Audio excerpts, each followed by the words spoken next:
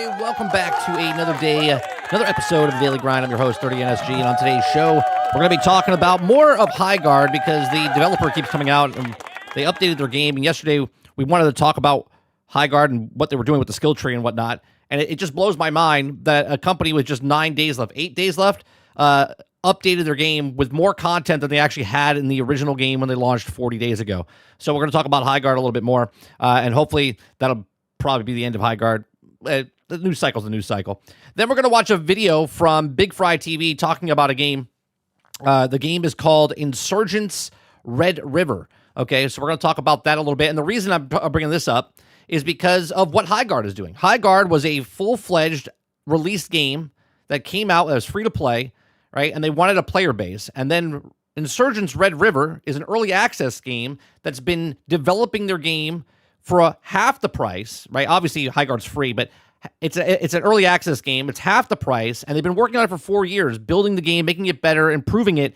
But you know that going into the actual game when you purchased a early access game. So we'll talk about that a little bit. And then we're going to watch a video from Shoobalo talk about why you can't pick a game. So we'll watch these videos and more on today's show. If you guys like what I do, we do this Monday through Thursday from 10 o'clock in the morning till noon Eastern. If you like it, hit that like, hit that subscribe button. If you'd like to go above and beyond that, become a member as little as $5. Little advertisement here. I'm wearing my brand new merch. It's called The Plan. Thank you to Asha Sharma for putting it out there. A plan's a plan until it's not a plan. So that is there for you to go purchase if you would like on our store, on our shop. We have different options. You can click on it. You can look at it. You can see what the actual thing is. It's called The Plan's the Plan until it's not the plan. You got Plan A, and you've got all the things that they did in Plan A and Plan B and Plan C and Plan D. So if you guys like it, you want to help support the channel, there you go. You can get some merch there for you. If you also want, you can go to Spotify.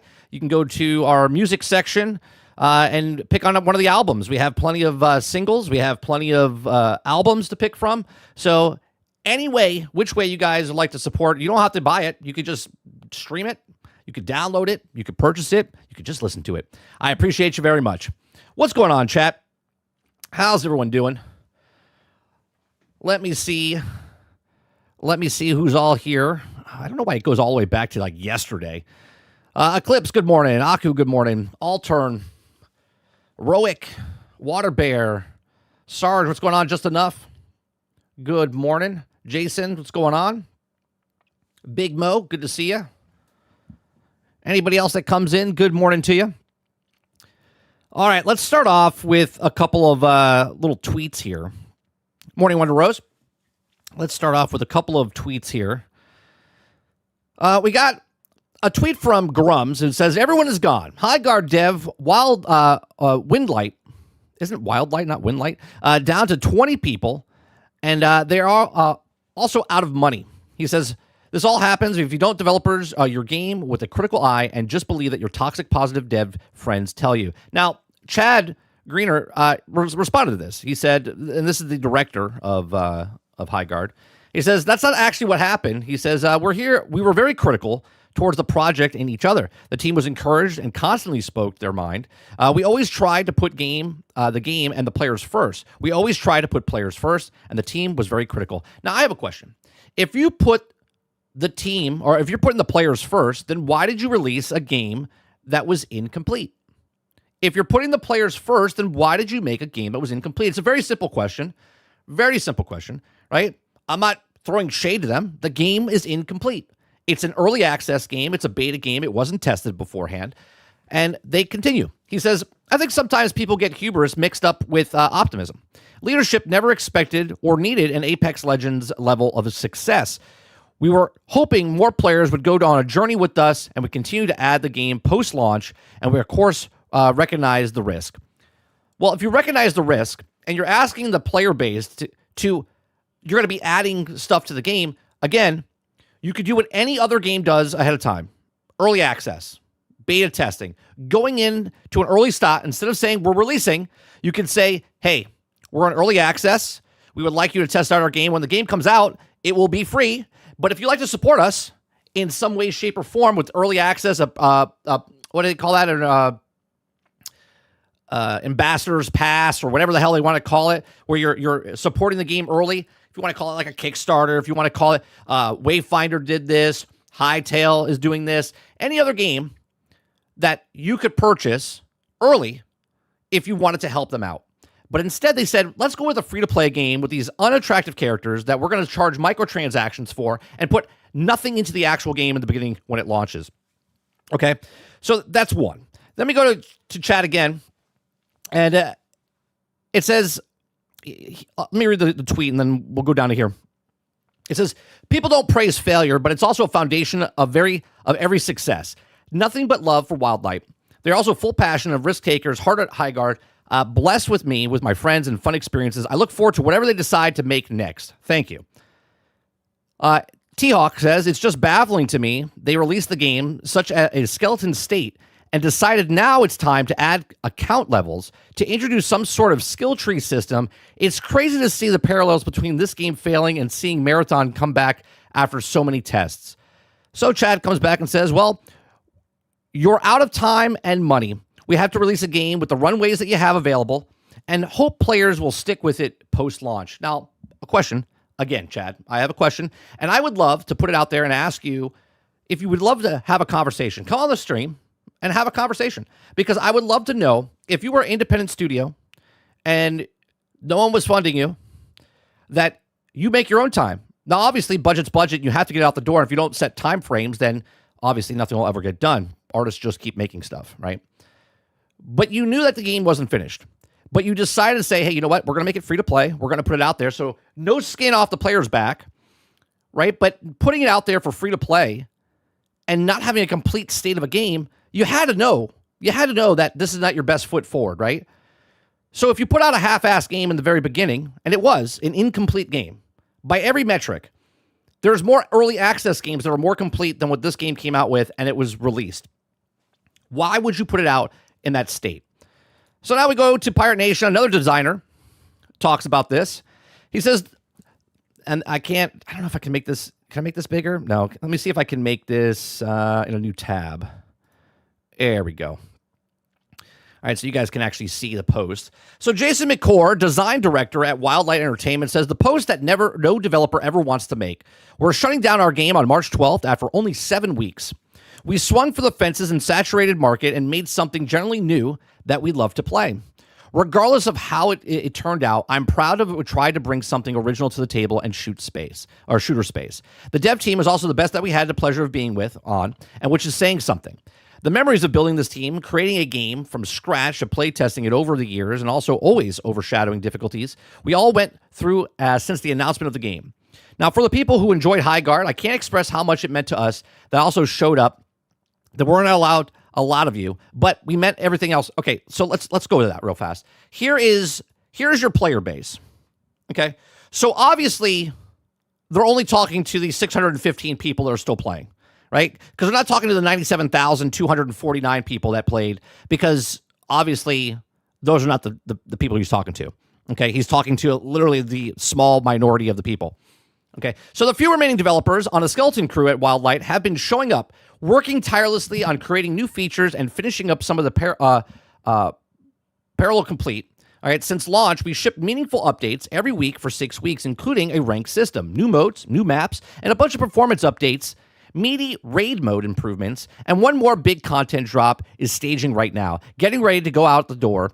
We were trying to turn this ship around by focusing on retention, then showing a small, passionate community that we also would show up strong, as long as you could also, hopefully, they would too. It's an impressive from dev perspective, if not actually sustainability for us in a long term. Everyone has their thoughts on why the game failed and to find an audience. Many theories are partially true, and many are way off of the mark. I have my insights, and everyone who also worked and was thinking about it for years to come. I pity anyone who grabs a beer with me. I pity anyone who grabs a beer with me in the next 6 months, as this is all you will hear about. Either way, I learned more from. I would love to have a conversation. I don't even drink beer anymore. I'm willing to drink beer on stream with you if you come on and talk and just have a conversation. I'm not looking to belittle you in any way, shape, or form. If this ever gets out to anybody that knows this person, if they would like to have a beer on stream with me, I will have a conversation, a candid conversation to find out what the fuck went wrong. Okay, so Highguard, then, for 7 previously successful shooter games, those learnings will also help me and any team I'm on in the future. So nothing else of the value is greatly. At the end of this 4-year journey, I am immensely proud of the team and of the game. And many have had many players, but I was one of them. So there you go. So there is his post that he did. And then we'll go with the Skeleton Crew stuff, what they're doing. Okay, I'm truly right. I'm very passionate. Right, a beer. What about a Zima? No, I'll have a beer. Ron. Right. Like, I'm truly interested because no developer ever wants to speak because they don't want to be blacklisted in the industry, and I totally get it because coming from the film industry, if you say something to someone the wrong way or you talk about somebody, you're like, you worked with somebody like, oh, I know that person, I didn't really like them, right? They might have more power, and then what happens is you get blacklisted, okay? And that's what happens in this industry as well. I know for 100% for a fact, okay? But I truly, if this person or any person that ever wants to speak about a game very candidly and just talk about it, like 2 people sitting at a bar having a conversation, I would love to have that conversation. Okay, I would even do it off stream so he doesn't feel berated by the live chat, and then I would just upload it afterwards and just have a candid conversation. I would love that because I would love to know what goes through the minds of people making a game that is incomplete and launching it incomplete without saying it's early access or beta and then expecting people to come and give their time. This is a very competitive market. All right, so now Skeleton Crew crunches on Highguard's biggest update ever, just days before Shutdown, as director battles conspiracy theories. Okay, that's not the problem. Your conspiracy theories are not the problem, okay? Your problem was that the game was incomplete, and I'm baffled. Just like the person said in the tweet, I'm baffled on... look, respect for the players that are, or the developers that are still there. They're like, man, we got to put this out to show them what we could do because they're saving their face for other jobs in the future. They're like, we see that you kept with it. We like that type of style, right? Not to the gamers, not to anybody else, but for themselves professionally. They're like, the 20 people that are left, they're like, we wanted to make this because we truly wanted to make this. The passion was there, but the attempt was faulty. Okay, the initial release was faulty. Imagine putting this passion that you're doing right now for the last 7 to 9 days. If you put that out there before the game actually launched, how much better people would respect this game when it comes out, and it wouldn't be, as everyone says, the live service slop or the Concord of this year. All right, so again, Skeleton Crew crunches on the Highguard's biggest update ever, just days before the Shutdown, as director battles conspiracy theories. It says Highguard is shutting down in less than 2 weeks, and it just goes to the biggest update ever. It includes the new hero, 10th character, a new weapon, and an entire skill tree. Creative director Jason McCourt said that the update was pushed out by Wildlight Entertainment remaining Skeleton Crew. And this is what we wanted to release in the new content, even if it only gets played by a few thousands of people. Right. So this is the final update, and it's big.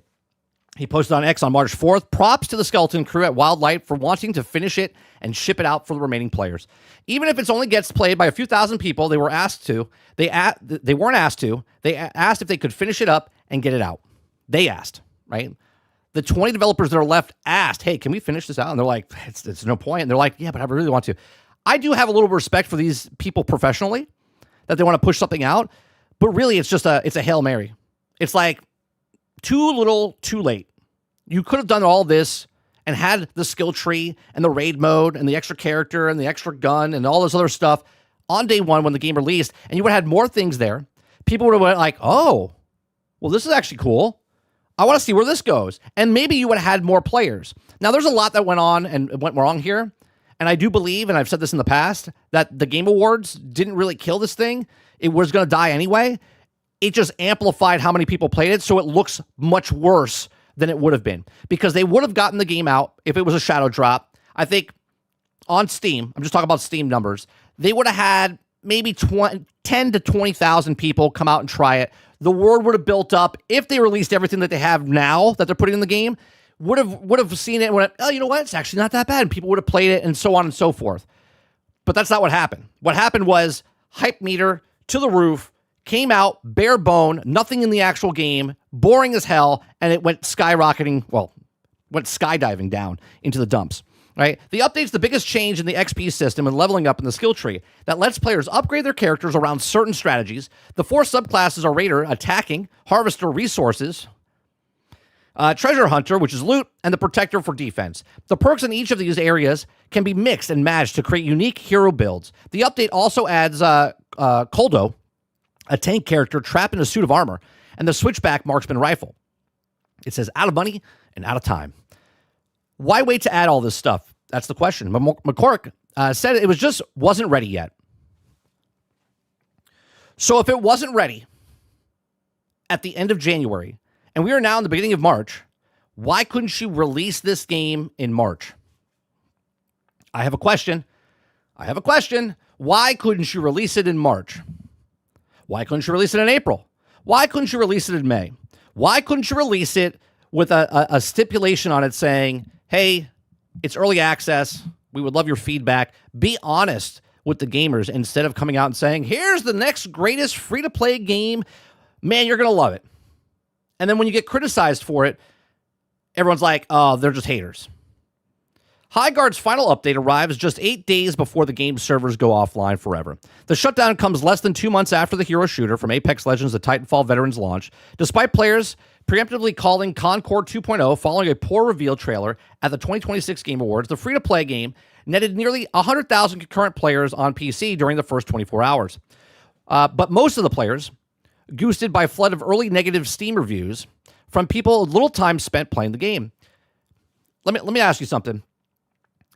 It doesn't matter if they put 10 minutes in or if they put 10 hours in.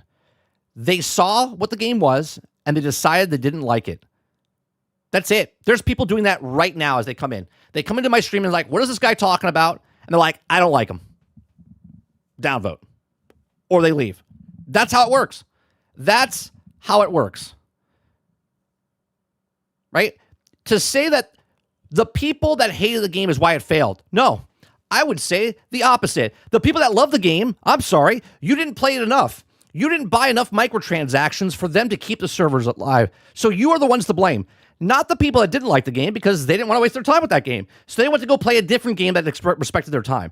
You, the people that wanted to play the game, didn't spend enough money on the free-to-play game. You were just milking it. You just wanted the free-to-play game, and you didn't want to spend the microtransactions on it, so you're to blame. You didn't put 20 hours in. You didn't put 30 hours in. You didn't play it nonstop for 24 hours. You didn't make videos about how good it was. You didn't tell your friends to get the game and play with you. So the people that loved the game actually failed to help this game succeed. But most of the players, let's see, Wildlight Entertainment laid off most of the But most of the players, goosed by flood of early negative Steam reviews, okay? Just weeks later, Wildlight Entertainment laid off most of the staff after Tencent reportedly yanked funding following a missed launch goals. Only around 20 developers remain at the new model. The new modes were introduced and tried to give Highguard one last push. Its unexpected and premature shutdown was announced earlier this week, and the game lasted 31 days longer than Concord. Congratulations. Okay. It says that's not actually what happened. So, like the game, Highguard became the target of an anti-live service, anti-woke backlash online, which, even if it wasn't responsible for the game's ultimate failure, made the vibe surrounding the game stick to high heaven. Kotaku, screw you. Screw you, Kotaku. And who wrote this? Who wrote this? Ethan Gotch. Okay?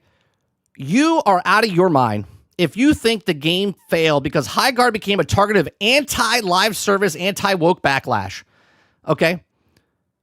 It sucked because the game was incomplete. Stop it. This proves that the game was incomplete because they're adding a skill tree, because they're adding stuff after the fact. Yes, I know it's a live service game, but they didn't have enough in the game at launch. It says, we were very critical towards the project and each other. The team was encouraged to constantly speak their mind. We always try to put the game and players first. And we always try to put players first. The team was very critical. He continued, at the end of the day, we just made a few mistakes. We made the game that didn't resonate like our past games did. Unfortunately, it doesn't matter, though. Nobody will know the true story in the studio or game, and the rumors and speculations will be what it's out there. That's also bullshit. If you want to know, if you want people to know, speak up. Tell us the actual story. Tell us the story. But you probably can't, right? Because you're probably signed an NDA. You probably can't say anything because of anything, right? Like, what are we talking about? They'll never know. Just tell us what it is. Just tell us what it is. What was the problem that happened in the game? At the end of the day, just made a few mistakes. Not advertising your game after it was saw at the Game Awards.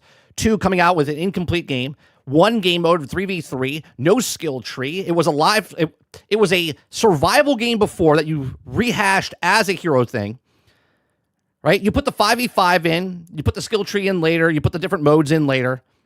That should show you and everybody else that your game wasn't ready to launch. Instead of launching in January, you could have launched it in April. Instead of launching in April, you could have launched it in June, right? All of these things could have happened. So a few mistakes, there was a lot of mistakes there that made the game that didn't resonate with like our past games did. Well, also, you're the one that also came out in an interview and said, well, we don't need a player. We don't need the player numbers, because everyone was like, well, look at the Steam numbers. And they're like, no, it's not about the Steam. We don't need tens of thousands of people. Well, apparently you did, because reality sets in. And if it's a free-to-play game and no one's buying microtransactions and you're not partnered with somebody, right? It'd be different if the game was free to play and it was only available on PlayStation Plus and people had to pay PlayStation Plus and you got a kickback of that, or Sony paid for it, or Microsoft paid for it and it was on their program. That way you could actually keep it funded. But that's not what happened. You asked for backing from Tencent. You put it on all the consoles because you wanted to make a lot of money off the microtransactions because you're continuously developing the game. You couldn't sell microtransactions because there was no value in the characters. Nobody gave a shit about the characters to buy microtransactions. And honestly, you needed money to keep alive. We all know this. You have to pay for servers. Again, how do I know this? From a person that just sits in his bedroom and knows this. But yet, a person that's actually in the industry is like, oh yeah, we don't need tens of thousands of people. What do you need? What do you need, 5 people? 5 people that are whales that are spending hundreds of thousands of dollars each month paying for your game? Like, what are we talking about here? It's mind-blowing to me. Mind-blowing to me. So here's the skill tree, right? This is their skill tree. Highguard decides to put out a post. Imagine putting this post out, I don't know, mid-December or January, saying, look, guys, we have a skill tree. Nope, 6 weeks of complete silence from the Game Awards to launch. Nothing said about this game. You didn't even know what the fucking game was. Farewell Tour account, progression, skill tree, and new Warden weapon coming today at 4 p.m. Pacific. Okay. For our final patch, we would like to thank everyone who played it and is still playing Highguard. Even though we are shutting down the game, we're very excited to give you remaining players our last big update to keep you entertained over the weekend. Thanks again to play with us. Right? So there's the skill tree. Account progression. You'll now level up your account. Level just by playing the game. As you return to the lobby, you'll gain XP, level up, and earn skill points to spend on the new skill tree. Why wasn't this on day one? And if this wasn't ready day one, why release the game? Everyone's account will start at 0 and goes to level 100. Your first level acquired will also reward you 5 skill points. Afterwards, you'll receive 1 skill point for level up until the level 40 for a total of 44 skill points to spend. This allows players to choose up to 2 skills trees to max. Skill tree. The skill tree is designed for players to build out the upgrades in 4 distinct playstyles. Each branch will a variety of options for players to choose from. A 2-tier of power and small nodes. And here's a list of each branch focuses on, along with new examples. Raider. For players looking to unstoppable during raids, along with some buffs and abilities focused on general combat efficiency. All right. Infiltration, also raiding zipline further into the enemy's base. Juggernaut, destroying on the wall, provides a short duration overshield. And Spearhead, to receive a dome splitter and thumper charge when your siege tower rolls in. Harvester, for players who are also looking to increase their Vesper gain and the power of the Warden Axe.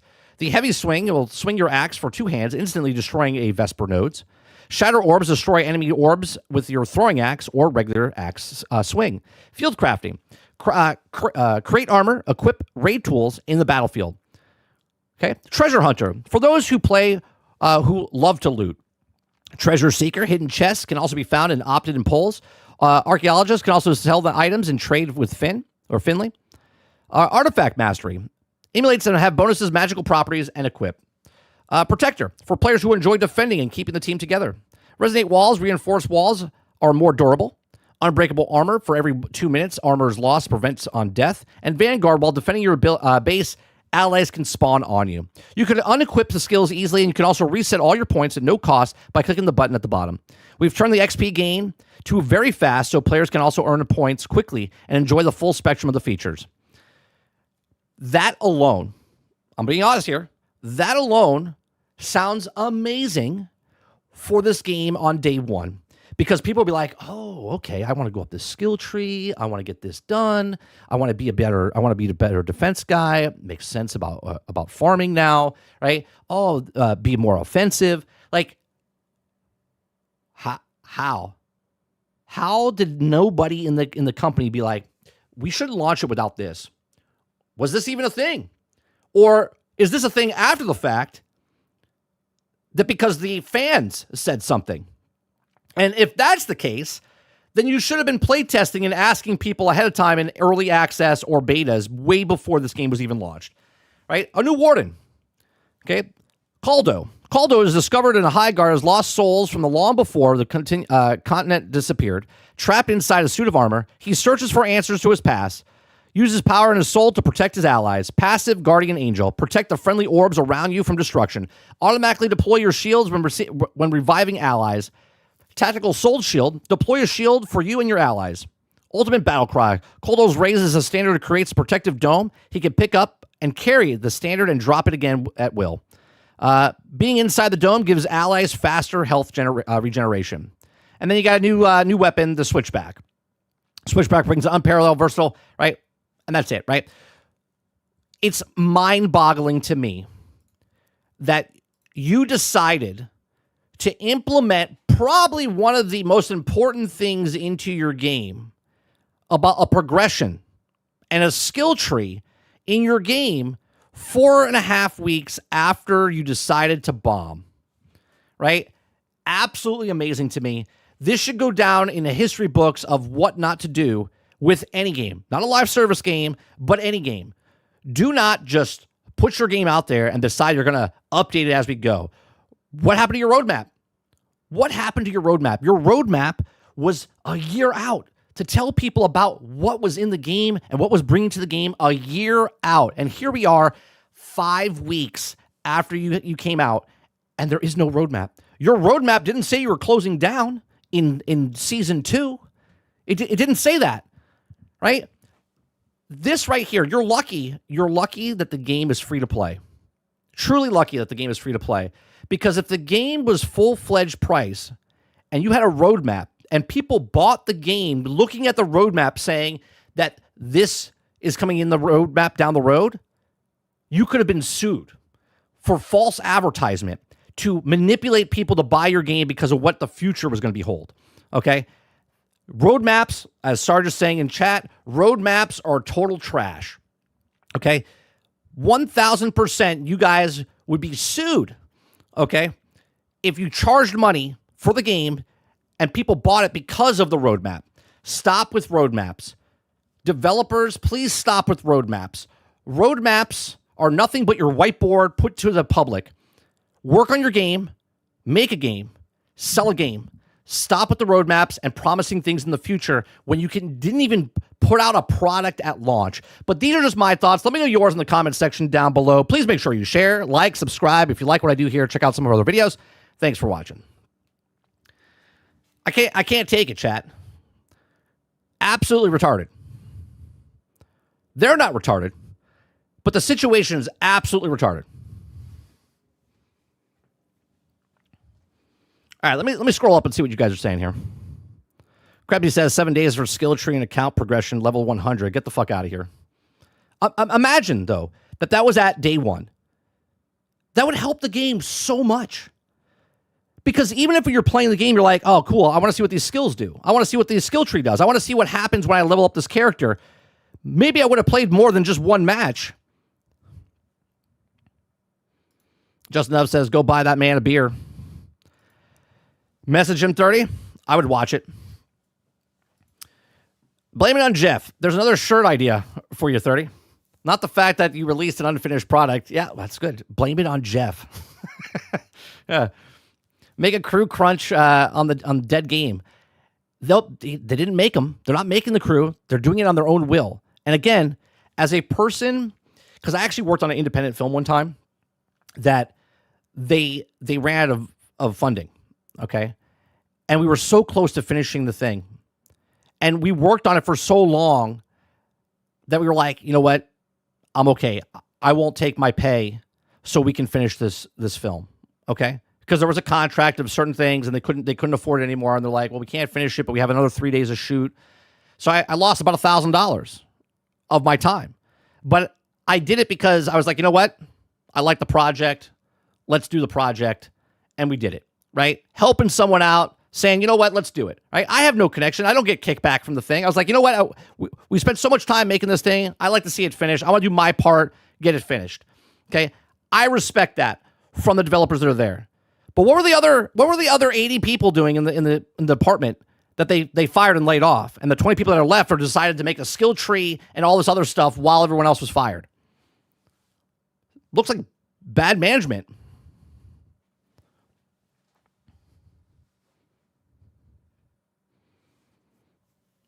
Ron says, I'm excited who will be willing to be the final reveal of this year's Game Awards. Nobody wants it to be like, no, don't show us last. Don't show us last. Justin Love says, no skill tree at launch is kind of crazy.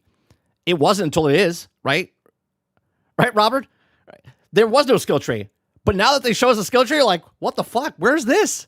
Where was this? Eclipse says, I do respect them for that. 100%. But they also don't get a round of applause from me for doing it. I have respect for them on a personal level, a professional level. I respect them. As a customer, I don't give a shit. Jason says, money laundering? I don't know. ROI must launch now, I guess.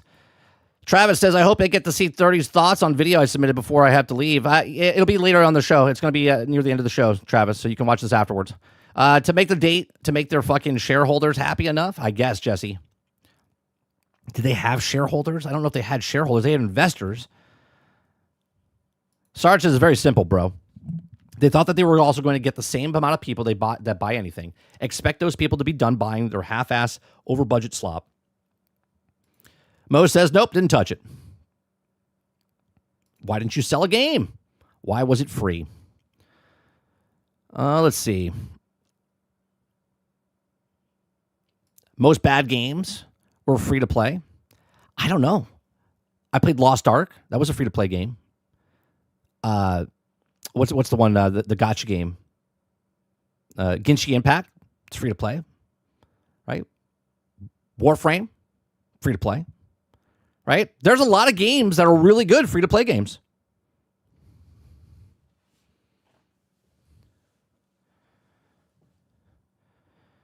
Krebsy says, Highguard is woke, anti-live service, the top gamers live service. People are just anti-shit game. Yeah, it's just a bad game.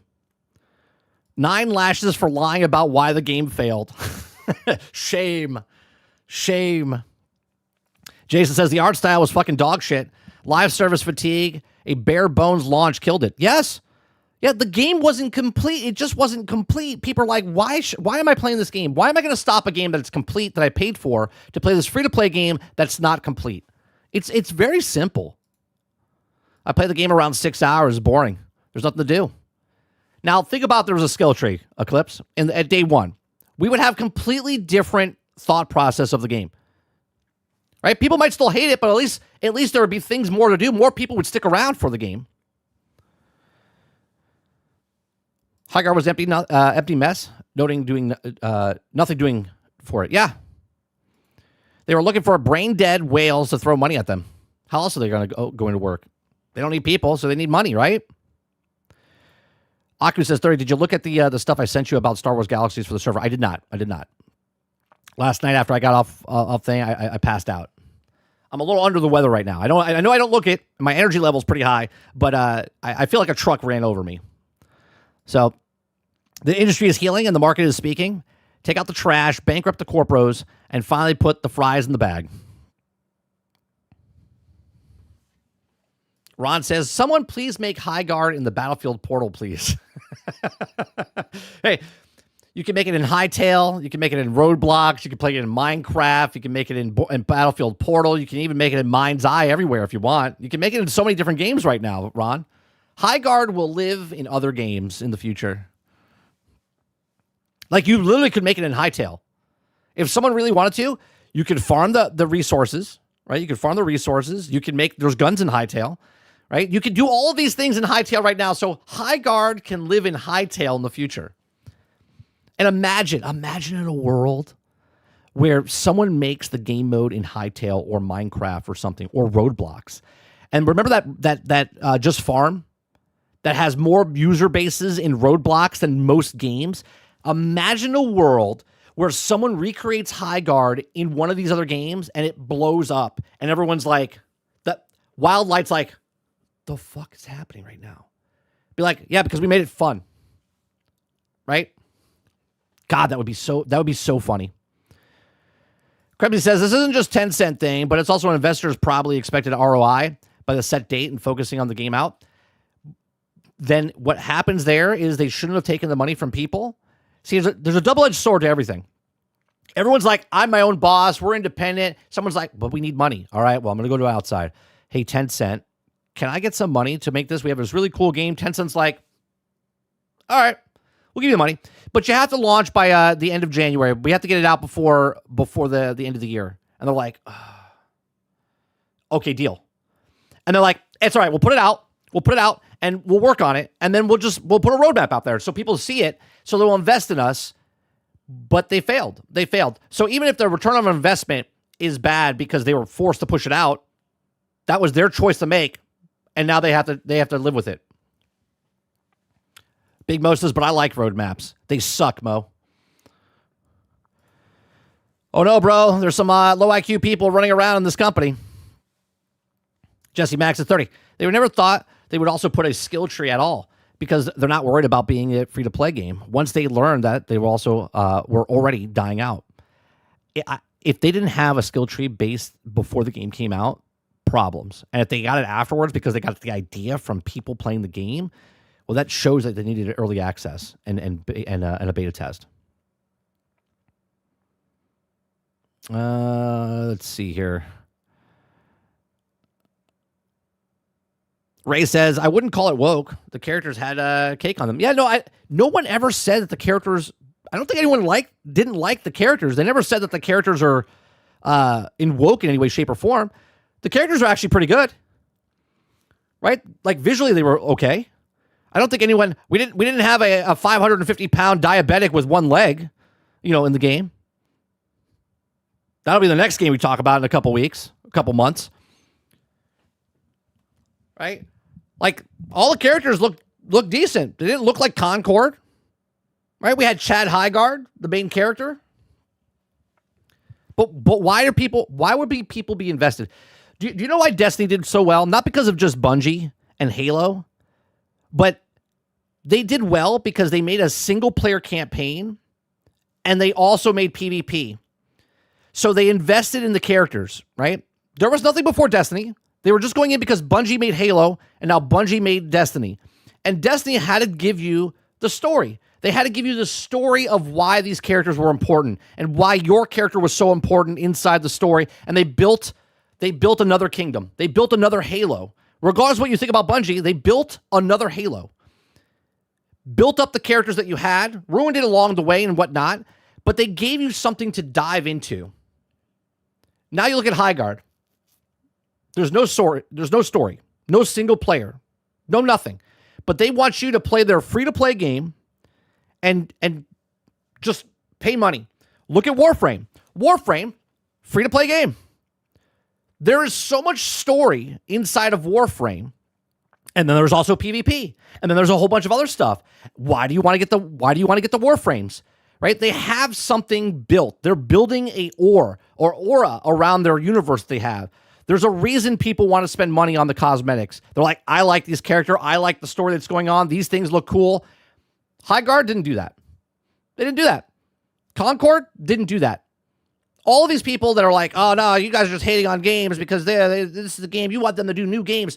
We want games. We don't want live service crap that shows nothing, bare minimum, minimal viable product with no backstory, no nothing, and you want us to spend money on these characters. It's garbage. It's garbage. All right. Did my chat die? Looks like my chat died.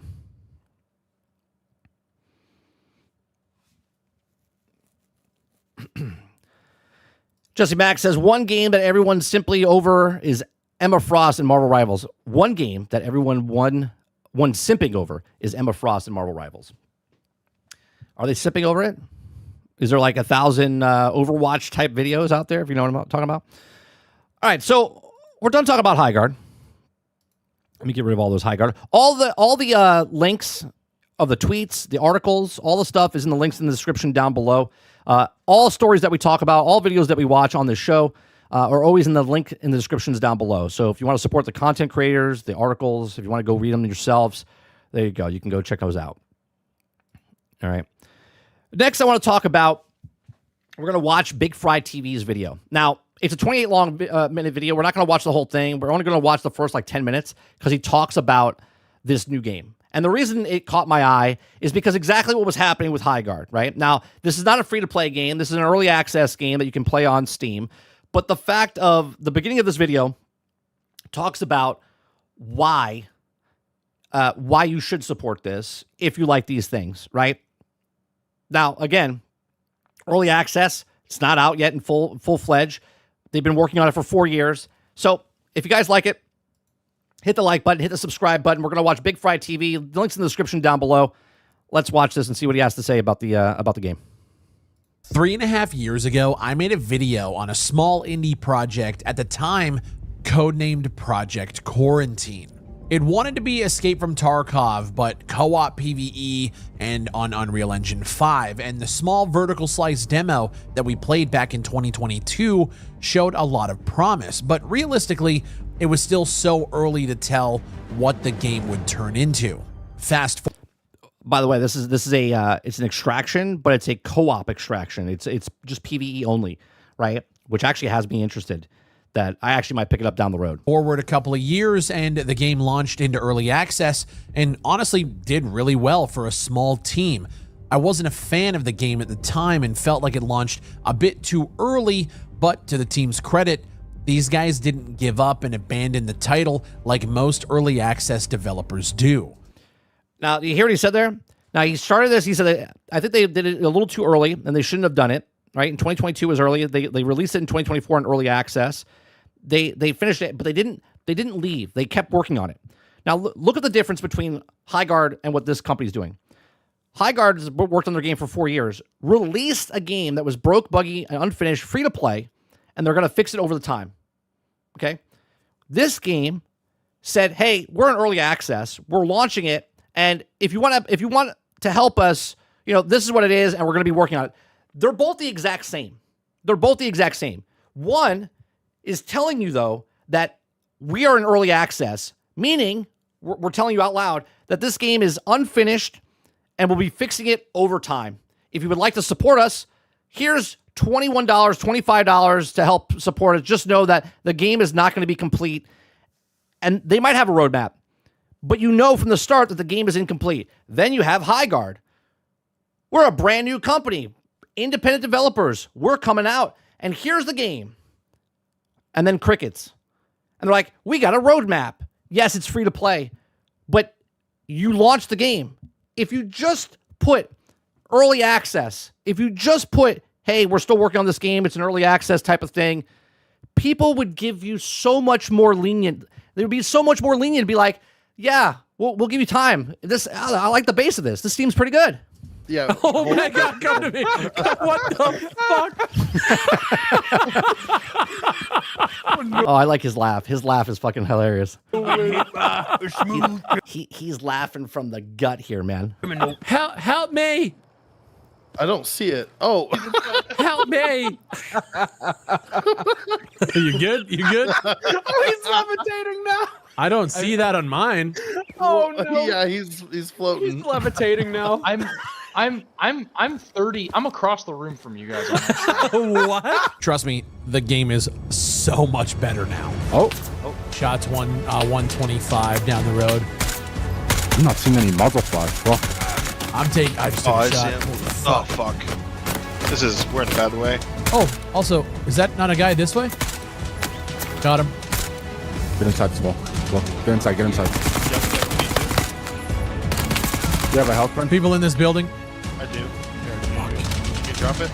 This is Incursion Red River today, and since their early access launch in April of 2024, they've overhauled maps, they've added new missions, UI systems, they've added a ton of new weapons, including apparently 150 different variants of the AK. I mean, seriously, this seems excessive. No? And on February 25th of this year, their new 1.3 update introduced a full story chapter with 20 plus missions voiced by...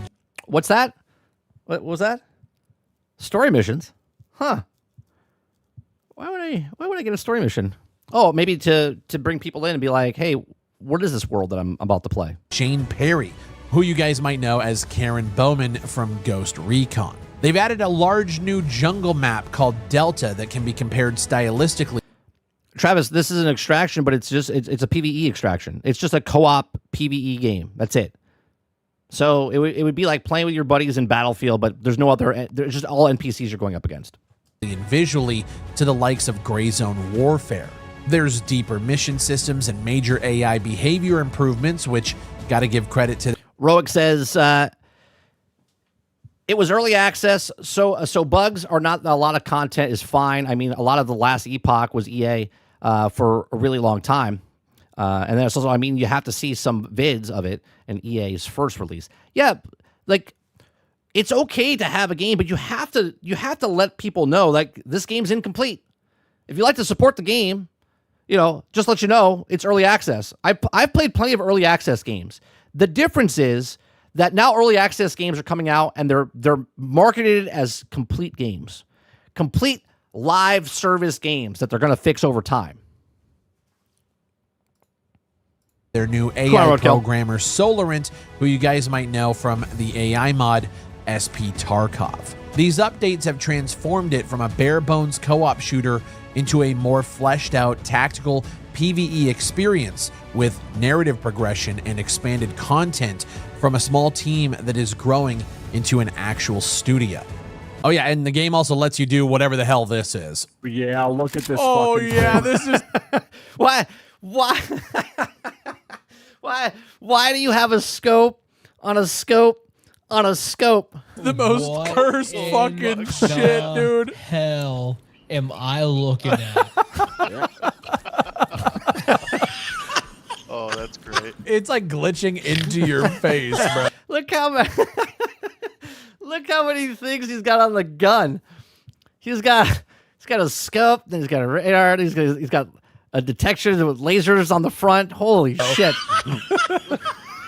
Wait, you have multiple Man. lasers on that? Oh, yeah. Yeah, bro. I got fucking 4 pecs, 3 on the side and 1 on He's got the whole barrel surrounded with lasers. top in the middle stack.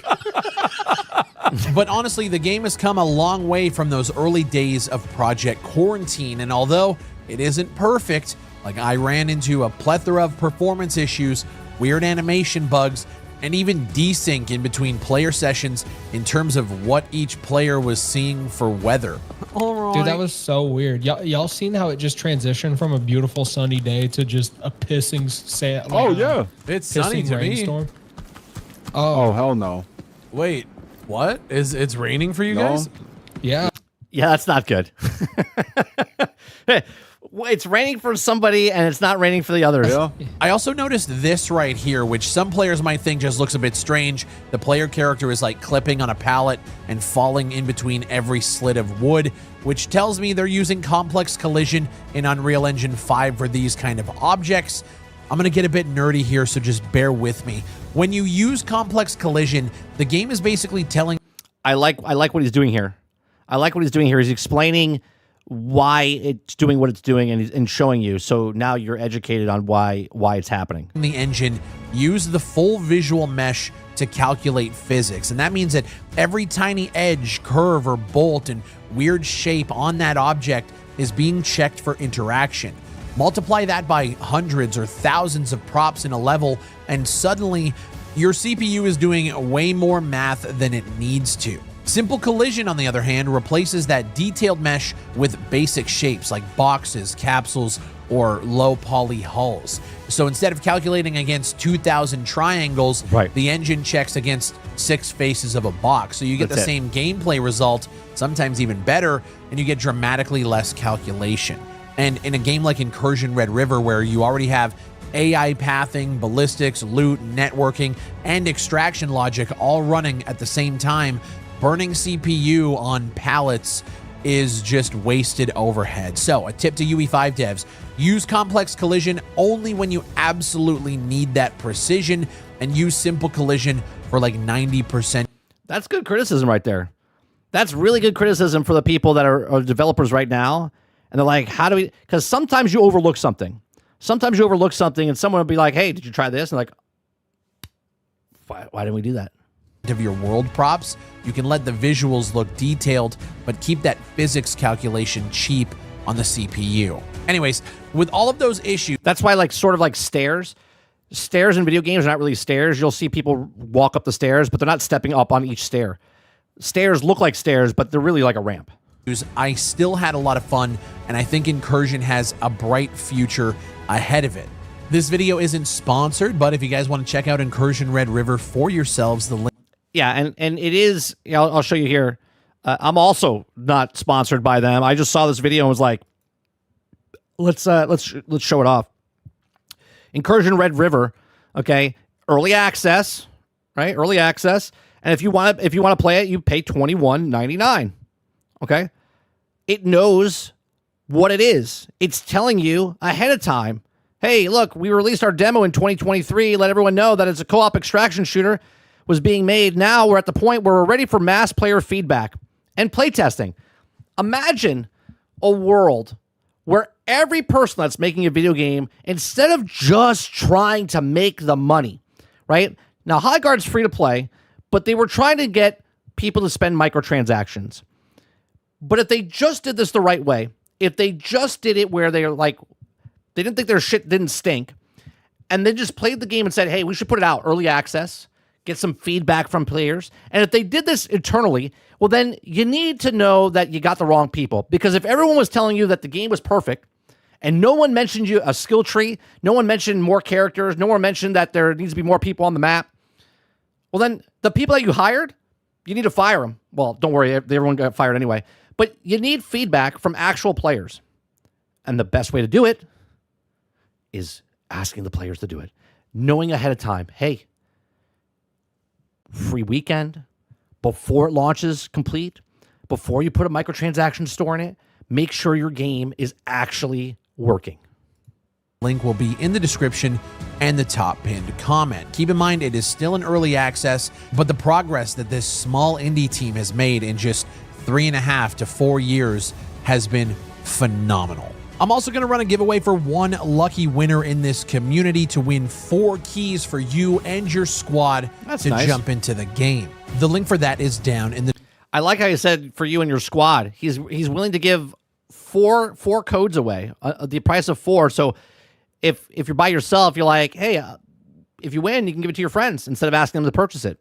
It's very nice of them. Description below. This is the year of shining a spotlight on developers who are sticking with their development, actually showing progress, and doing things right. Nice. If you were watching this video... This is why I like certain content creators, right? Fake Wizard with the fake portal. Big Fry putting his money where his mouth is as far as he made his own game. Talks about game development and stuff like that. I like people like this that are giving back to and trying to get people to be like, hey, if you're a game developer or you want to be an inspiring developer, here's a platform that I will show your stuff if you do what you're supposed to do. And you are an indie developer and you want to flex your creative muscles, starting on April 3rd, I am hosting the Big Fry Dev Jam for all indie developers who are in this community and beyond, who want to join in on a week-long game jam to just show what indie development is all about. You'll be required to create a GDD, and the theme is fucking awesome. I can't reveal it yet, but I'm excited. Like the video and leave a comment with your thoughts down below. Subscribe to the channel for everything FPS. And this is Incursion Red River. Fang needs to establish a grounded connection. Altern said something the other day about not live service games, survival games, right? And I love survival games. And when he just said there about FPS games, maybe I should just play survival games and then just give feedback on all the survival games, right? I mean, we do it anyway. We play a lot of survival games on this channel. To the satellite quickly. In the Delta area, there is a large and busy shipping system. We'll watch a little bit of gameplay. We'll watch a little bit of this. That connects the IGC to their arms suppliers, food supply, and more. So much goes through their. I'm actually interested in this, right? Like, I can see, now I don't know if Sarge is on board with this, but down the road, I can see me and Sarge playing a game like this because this is exactly what we love, right? It's a military game that we're sneaking around, trying to do objectives. It's a PvE game. So it's a group of people going in and just doing missions and stuff. I like it. Trucks that Fang is confident they can sneak in the antenna parts earlier in the supply chain, but the IGC is careful. None of the information about dates, times, or license plates is digitized. Instead, everything is hand-delivered and done on paper. This can make it easy for a truck to Join Argus. get lost, which Fang will use to its benefit. Find the shipping logistics office, steal the dates and times for delivery, and report back. Delta is a big area, so watch your back. Stay out of the streets as much as you can. Good luck and get out. No, just enough. This is a first person. It's not a survival game. I'm saying for my channel, for my 30 and Still Gaming channel, I should just cover survival games is what I'm saying. No, this is not a survival game. This is a first person shooter extraction game, a co-op extraction. It looks really good.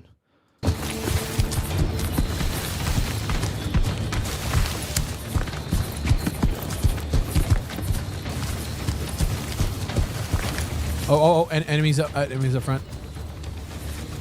Yep. He just walking by the goddamn tractor. Yeah, I saw that.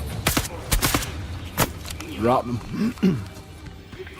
Yeah, see, I like this. The military strategy type of thing where you're moving together and you see like three guys, you're like, all right, I'm taking one guy out. You wait for people to see who's there, then you all take them out at the same time, doing objectives. I like this type of stuff. I 1,000% would have done this if I was in the military. Guy up front.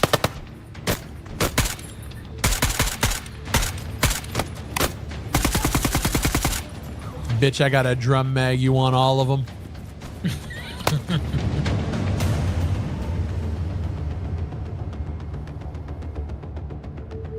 Oh, 100%, just enough.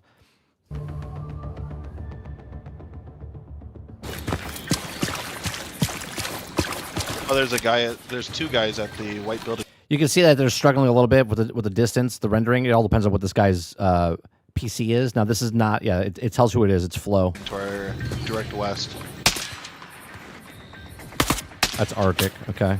Ooh, yeah, that's a shot. Oh yeah, he's lagging. And then I think there's another one. So left they have like that distance calling on. Yeah, you're too far away.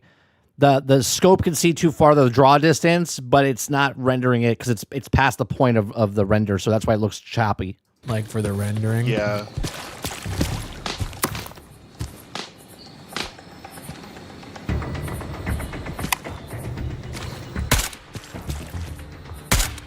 Here's the thing, though, Travis. If I did a channel that way, it wouldn't matter because the people that I would be going for are people that like survival games. That's the whole point.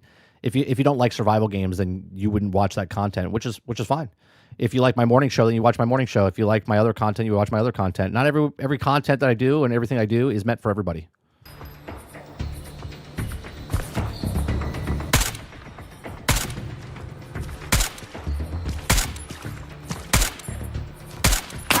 Ooh.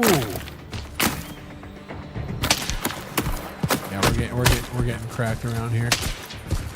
There we go. There's two dead. Guy rolling up in the field. Guy in the corner right left. There's another one rolling up in the field. Yeah, Got one behind two guys us. in the field. God damn it. There's a guy 285 on the other side of this building rolling up in the field. Copy.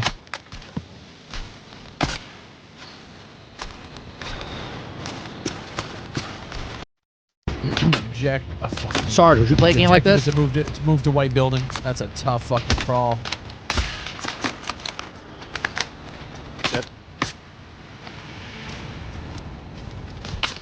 At the left side, right side door. Yeah, but the problem is just enough. If I make a channel just solely on that, it's like sometimes, like for instance, like we play Space Marines. Space Marines gets good views because people like Space Marines. And then if I play Hightail, it doesn't get as many. But I don't care because I like playing Hightail, right? So if I made a channel just for survival, and then I made a channel for just for FPS, and then I made a channel, it's way too many fucking channels to run. You know what I mean? So it's like, do I take the risk and make a channel just for that? You got to put a lot of time into it to grow that channel because you have to put a lot of content onto that channel. White, the warehouse. Where that pallet is. Trying to get up to this fucking truck here. Got one approximately 255. 250, 255. This bitch finna bar. Now you see how much smoother it is when that guy comes running around the corner. See how much closer they are. 255. 250, 250. And he's not stuttering now. This bitch finna bark. Down. Got one. Yeah, I want to get up here Still and just let getting this shot fucker purr.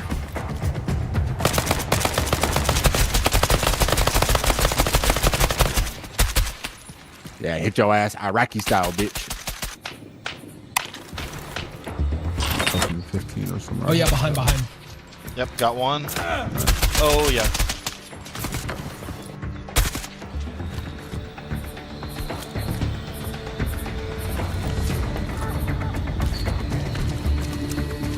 I'm watching. Go get him.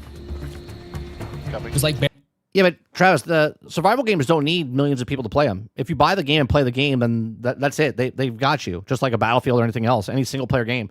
You buy a game, they have you. So if I decide to play that for 10 minutes or I decide to play it for 100 hours, that's what it is. So Dune was the most successful game that they've ever created for them. Now, I don't know if they're profitable because of the licensing and whatnot, but they sold more about Dune than they did to any other game they've ever created. So regardless if people are still playing Dune or not, it doesn't matter. Bearing 15 from the house in the middle of the field. Yeah, we dropped his ass. Reviving. All right, cool. One more. Like 15. Well, I'll tell you what, Eclipse, you're more than if we get a game like this, you're more than welcome to join us because this is exactly how we play. This is exactly how we play when we play games like this. Down. Drop him. Alright, I'm ready to go. Going up to Frank. Yep. Moving. Yeah, I think you guys cleared out most of this. This is how we used to play Battlefield. I shit you not. This is how we used to play Battlefield. We had two groups, technically almost three groups, that we would get in at night and we get into a match and we would play, and we had two full squads at all times, sometimes a third, and we would just dominate because everyone was on an Xbox party and we were just chatting. Compound here. I'm not seeing any movement. I think we're clear to move in. That was a rough spot. That was. Yep.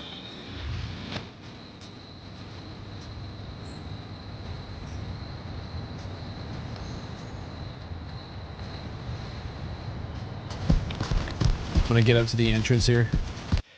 People look at this as boring. I look at this as very strategic, and that's what keeps the player, like, where are you going to go? Like, you see people, now you got to get around, get in certain positions. Don't clump up against each other, right? One stays here, has a look, everyone else moves up, covers their asses, so on and so forth. I love this type of stuff. Take shots. Take There's shots. a shot. Yeah, it's the guy that's on the. Yeah. I'm gonna snipe him. He's dead. Yeah, good job. All right.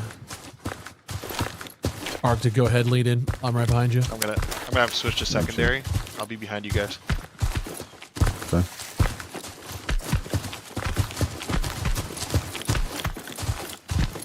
I Pause. hear movement, right?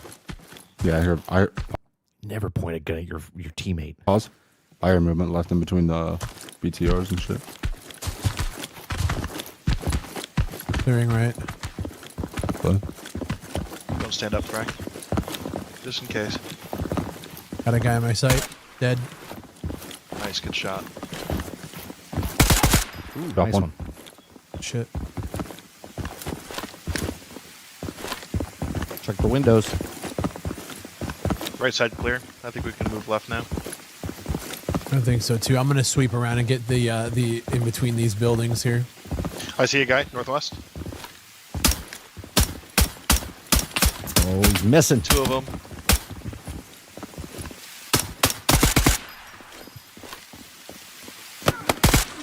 Nice one. There's a shot. I'm hearing multiple. I think there's more than those, just these 2. I think a storm is coming in just based on the fog. Yeah. That's Thanks cool, for calling dynamic in. weather like that. Yep, I got it here. You've retrieved the shipping manifest. Be sure to call in going forward as well. From my end, everything looks good. Get on out. All right, we got the manifest. What else do we need to do here? I have to go to Eastern Village, Okay. and I have to find Western Village as well. All right. Well, the rain. I would 100% pick up a game like this and play with friends more than I would pick up a single player game. Right? 100%. If I had a group of people to play with, I would pick up a game like this than pick up a AAA game for $70. Is going to be a pain in the ass, so let's get it done.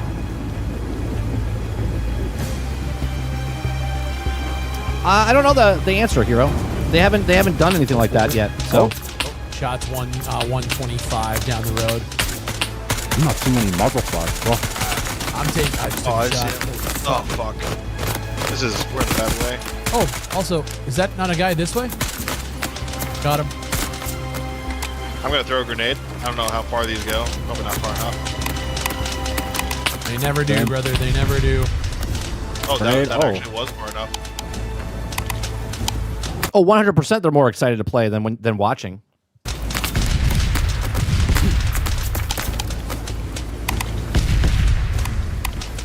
Tossing grenade.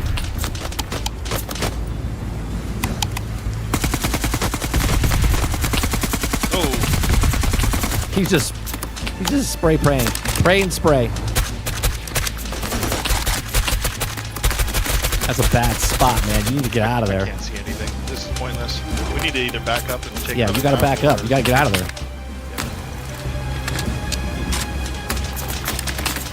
Two should split off. Back move left. up. Move left. Crouch Yeah. down. Move left.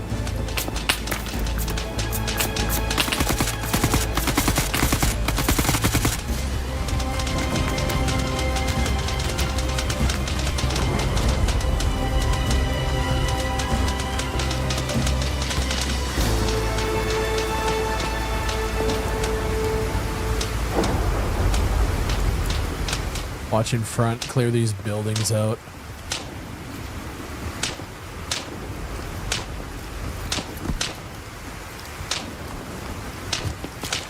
I wonder if there's friendly fire in this. Yeah, you see that thing that happened again? It was every time you went over that pallet jack. Or the pallet, not the pallet jack. You see how he's going up and down? Because like he said earlier, the pallet looks like this, so when you're walking across it, instead of having just a flat surface.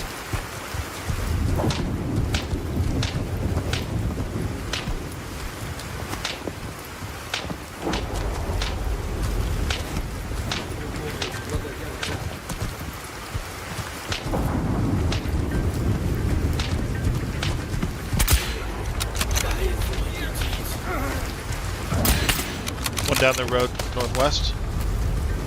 Maybe like 50 meters. Probably closer. All right. I think we've seen enough here. Ran right to left. Man, 50 meters. Front. Let me see. Do they have... Is there an Oh, endpoint front here? in the road. Let's go here and see. To wait like 10 seconds to. Oh, right To at. the left, to the left. So this is the same that's- game. So it goes for about 20, This- 30 minutes for the shit. for the Oh. map. West 300. He's dead. The game is beautiful though. I will Oh, say. I got a guy in the field. About 130. Looking for him. Oh, I see him. He did. Shit. I don't even know how the hell y'all seen them. I have no idea. How Got far them he's on. on, got them on. Yeah, the game does look good. I will say, I think Gray Zone Warfare looks better, but considering the budget difference, There's so many military shooters as well that you could just... I mean, you could pick a military shooter, play every single day, and have a different game every day of the week for the year. This is actually pretty impressive. Yeah.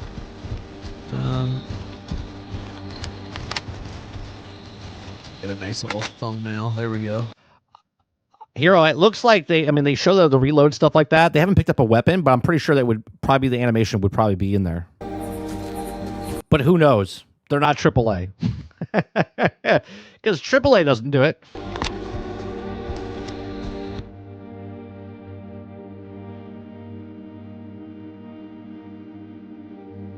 Is he making it? I was wrong? Yeah, perfect. What was he wrong about? I'm confused. Get a nice little thumbnail. There we go. Oh, he's making the thumbnail. Okay.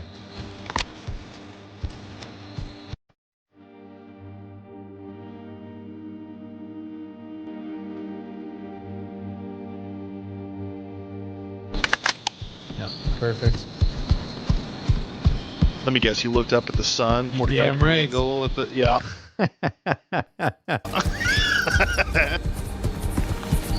You goddamn right, brother.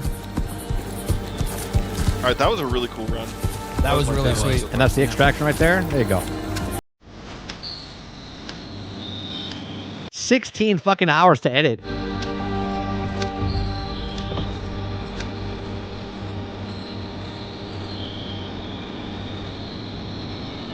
It's crazy that they I like Big Fry's content. It's crazy how much time he plays games and then also edits and stuff like that. Man, some of these creators they probably don't sleep. My thing is, I don't know if he has kids and stuff, but like my time is family, business, and then streaming as well, and then gaming. So it's hard for me to do a lot of the stuff that these guys do. So pretty cool. So if you guys are interested in a game like this, Insurgent Red River, okay, had an update, major update. Seems like early access game, $21.99. It looks like you get 10% if you get the bundle or whatever else they're doing. Yeah, so February 25th is when their last update was. So if you like a game like this, check it out. You know, try to spotlight a little bit more of other type of games out there. Go check out Big Fry's channel as well. Give it a like, give it a sub. He makes good content over there.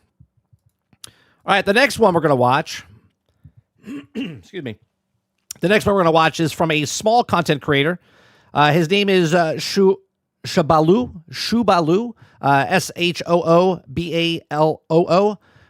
He's got a video called Why You Can't Pick a Game. Travis sent me this in Discord. He's got 400. Oop. I just ruined that. Where'd it go? There it goes. He's got 455 subscribers. Link in the description down below. If you want to support his channel, go check out his content. We're going to watch this here. Give it a like. Give it a subscribe. Here we go. Sheer number of games available today. You set aside an hour to play, but instead spend 69 minutes scrolling through your Steam library, only to get lost binging YouTube videos on the best video games from 2024. I think all of us do this now, right? There's so many games that we kind of just like, what am I going to play? And this is one of the reasons I say when a new game comes out, you're like, why is someone going to stop playing the game that they're playing to move over to your game to play? How did we get here? Emphasis on we because I used to experience this frequently myself, but don't fret. I won't allow this video to become another 69 minutes wasted on indecision. It's not quite long enough. That's what she said. By the end of this quest, you'll have sufficiently leveled up your gaming habits to rediscover that pure gaming joy of your youth. Speaking of youth, remember when gaming was simpler? I grew up on the Super Nintendo. Well, yeah, because there wasn't 19,000 games. And would beg my parents for the newest games during Christmas and holidays. Other times of the year, I spent many a weekend hunting for hidden treasures in dusty old Kmart bins of used games or racing to Blockbuster to rent the hottest new releases since we typically couldn't afford to buy them. We cherished the few good games we owned, blowing into the cartridges like a magical flute to get them to work, playing them endlessly, sometimes in an attempt to beat them for the very first time. Yeah. Where before they kept track of hours, before they kept track of achievements, before they kept track of everything, we just played games to play games. There wasn't a XP bar that unlocked something or a new skin. It was playing the game, to play the game, and you found things in the game, and sometimes you didn't find those things, and you didn't know that you didn't find the things until you talked to your friends, and your friend's like, hey, did you find the sword? And you're like, what sword? Oh, there's a sword on board 3.1, and you're like, what? And then you go find it, right? It was just word of mouth. That's what it was. Now, it's instant gratification, it's microtransactions, it's battle passes, it's things are not in. Well, if it doesn't affect you in any way, shape, or form. It does. It does affect us because it's affecting the game, the way it's being made. Some of those SNES games were brutal. You think Dark Souls is hard? At least you have weapons and armor and invincibility frames. Try surviving the harsh reality of the Indian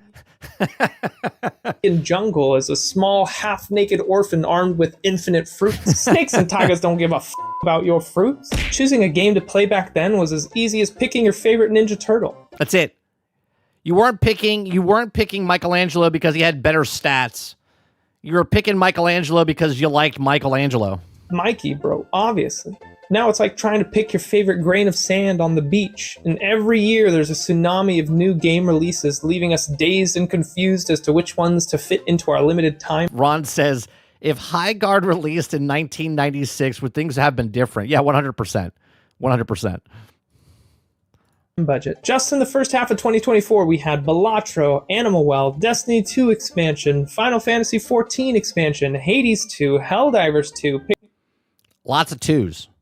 Lots of sequels and remakes, right? Paper Mario remake, Persona 3 remake, Final Fantasy 7 remake. Wait, hold up. I'm starting to notice a trend here. Every single one of these, with the exception of the two that were made by one dude, are a sequel, remake, or DLC. Well, my dear Watson, it seems we've deduced the reason there are so many damn games.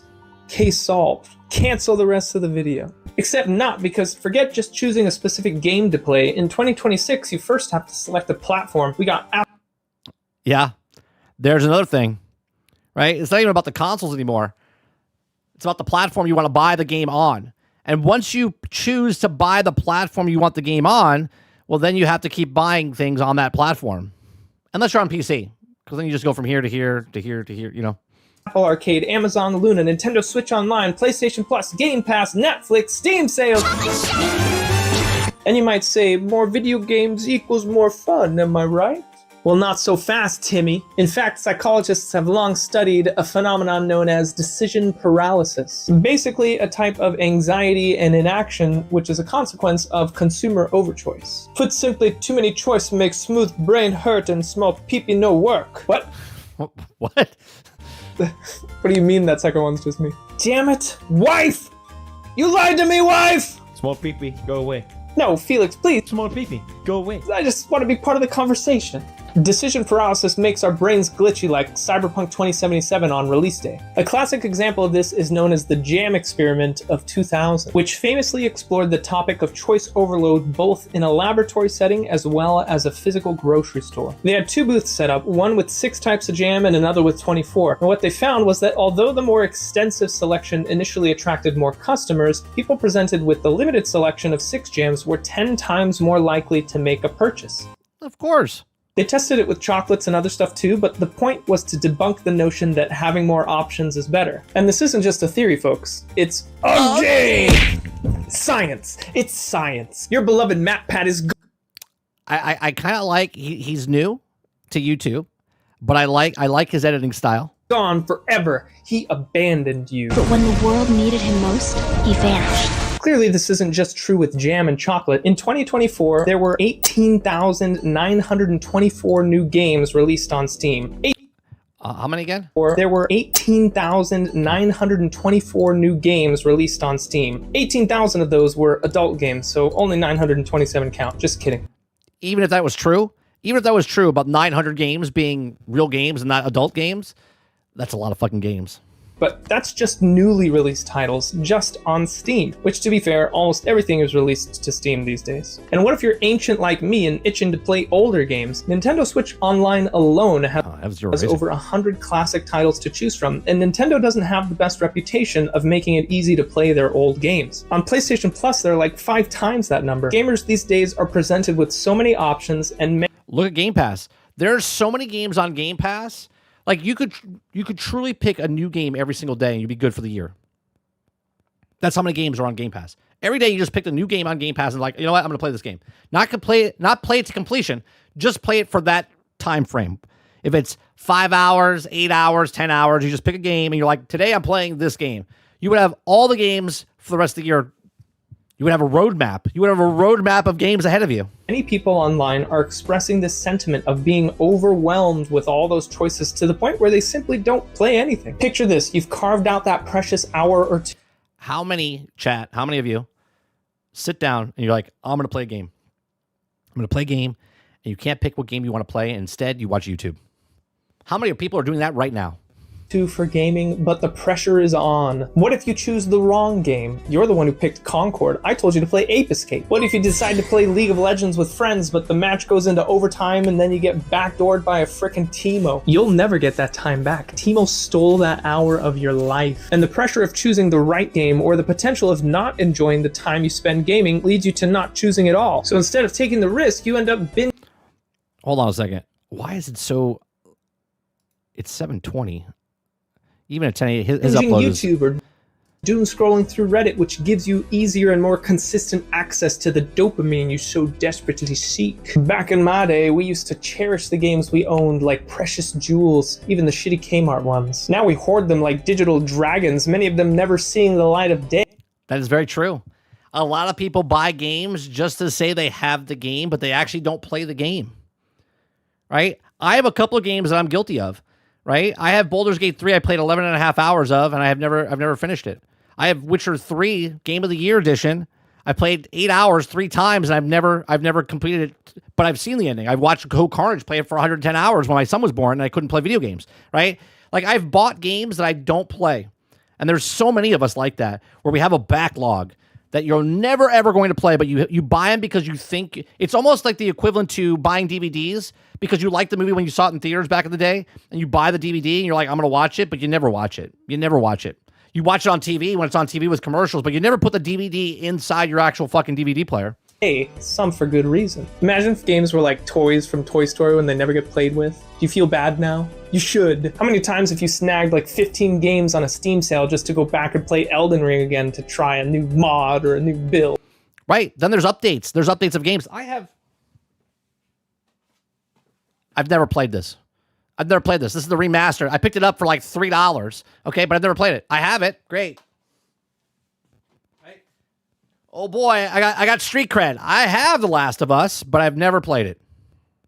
Or even worse, to procrastinate launching even one of them because you're too busy watching a video about there being too many games. Remember when we had to judge a game by its box art? No review. I mean, that's what you did for movies. Movie posters. It's exactly what you did. Album covers. Same thing. Views, no YouTube, just a gut feeling. And even if the game was bad, it made you appreciate the good ones even more. What's with all these damn sequels? I've been wanting to try this Monkey Man Planet of the Apes looking hot garbage, dude. So we've navigated the labyrinth of game releases and established there are an absurd number of games. Let's say you're able to pick one. You've conquered the first stage and defeated the decision paralysis boss. You gleefully skip over to your gaming device of choice as you shout into the void, I'm gonna play Avowed because I like open world fantasy games. But now you face a new challenge as tragedy strikes. The game isn't what you expected. So stop playing it. That's it. That's how you do it.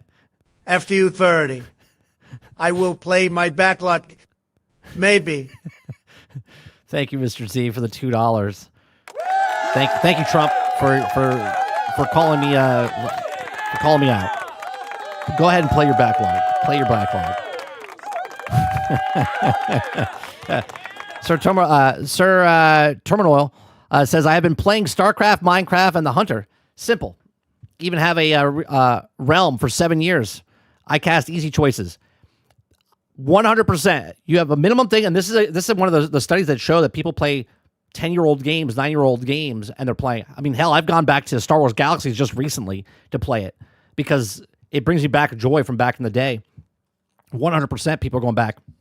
You don't enjoy your time with it. That hour is wasted. Time you'll literally never get back, and you're left. This is one of the reasons I actually kind of like Game Pass. One, I have a son who likes trying different games, and that's what he does. He tries a game, And he actually talks to me about it afterwards. Like, he'll play a game on Game Pass, and he's like, hey, did you try this game? I'm like, no. He's like, it's pretty good. Right? Oh, I like it, but whatever, right? Like, he tries different games, which for an 11-year-old, it's like going to Blockbuster, right? Like, instead of, hey, Dad, can we go to Blockbuster and rent a game? We're renting for the month, and he just plays the games that he wants to play. It's really good for that scenario, right? It's really good for games to try and not put full price into. But it's also bad because they also make games for that type of platform where they just want you to stay in that game and constantly play that game, which at that point you would just buy and play that game. Like, if you're going to buy Sea of Thieves, buy Sea of Thieves instead of paying $30 a month to play Sea of Thieves. You know what I'm saying?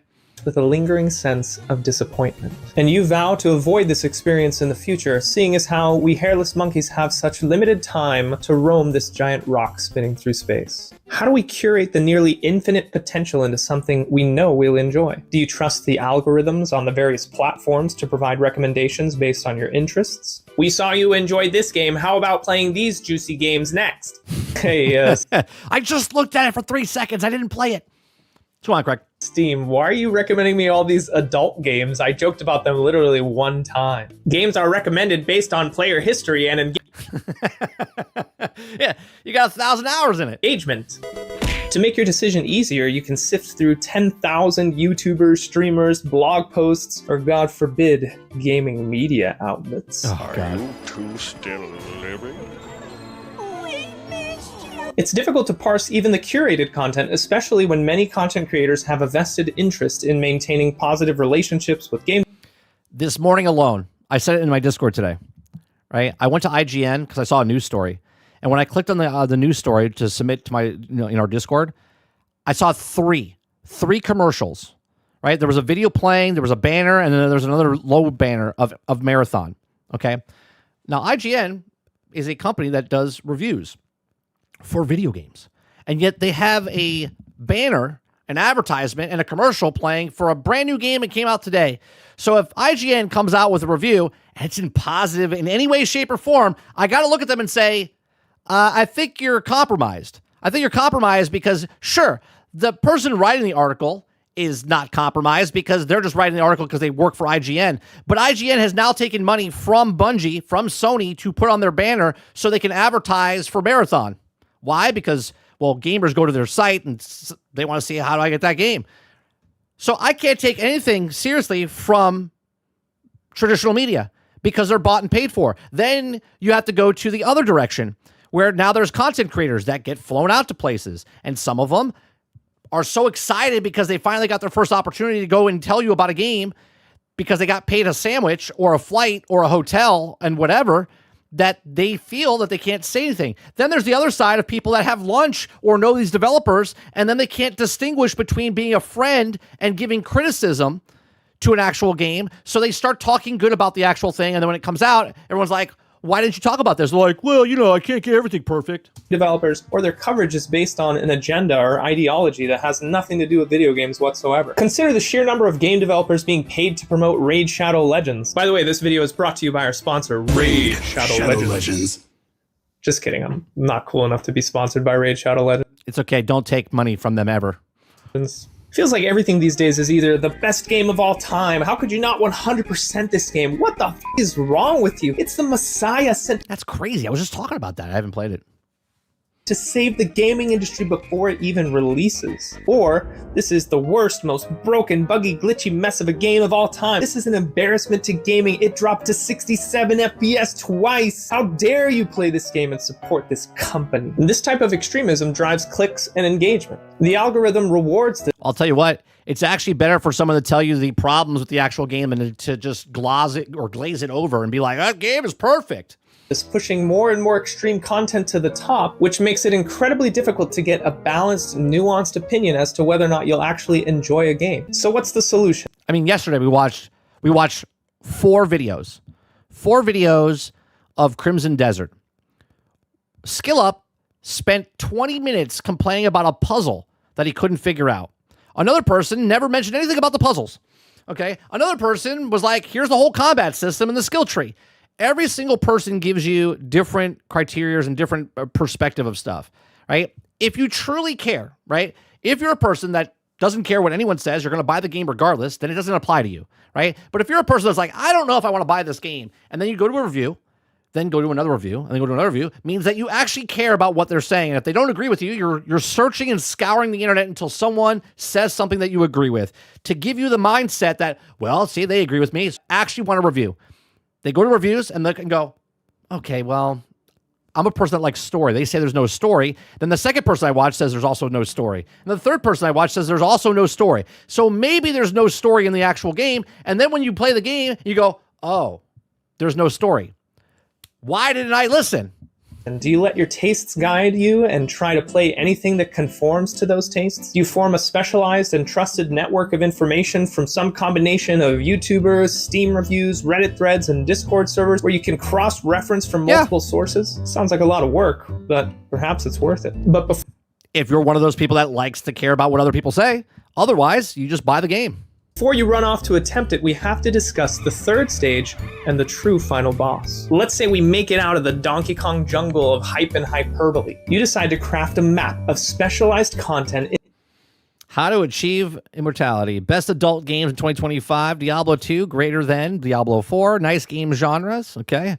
What my gamer score? Instead of blindly following the various algorithms and chart a course towards some promising game title treasures ready to brave the open sea. Stage 2 has been bested, but don't go celebrating too early, because now you gotta watch out for that. That right there is the FOMO Kraken, lurking beneath the sea of choices ready to sabotage your enjoyment. This creature isn't just terrifying, it's actually changing how games are designed. More on that in a minute. I referenced FOMO in another video minus the Kraken, so if you like this one, go ahead and check that one out. We might have to go watch that one. Link is with the Kraken in the down below. If you see a submarine on the way down there, don't forget to smash it like I just smashed that dad joke. Ha! You didn't expect that one now, did ya, Timmy? Perhaps next time you can wish for clairvoyance instead of chocolate cake. Remind me to never do an accent again. That's bad. But FOMO isn't just some annoying buzzword. You know what I like about him? I've never watched any of his stuff. Literally, Travis gave this to me last night. I watched the first 2 minutes. And I was like, you know what? We'll watch it on stream tomorrow. He's just having fun.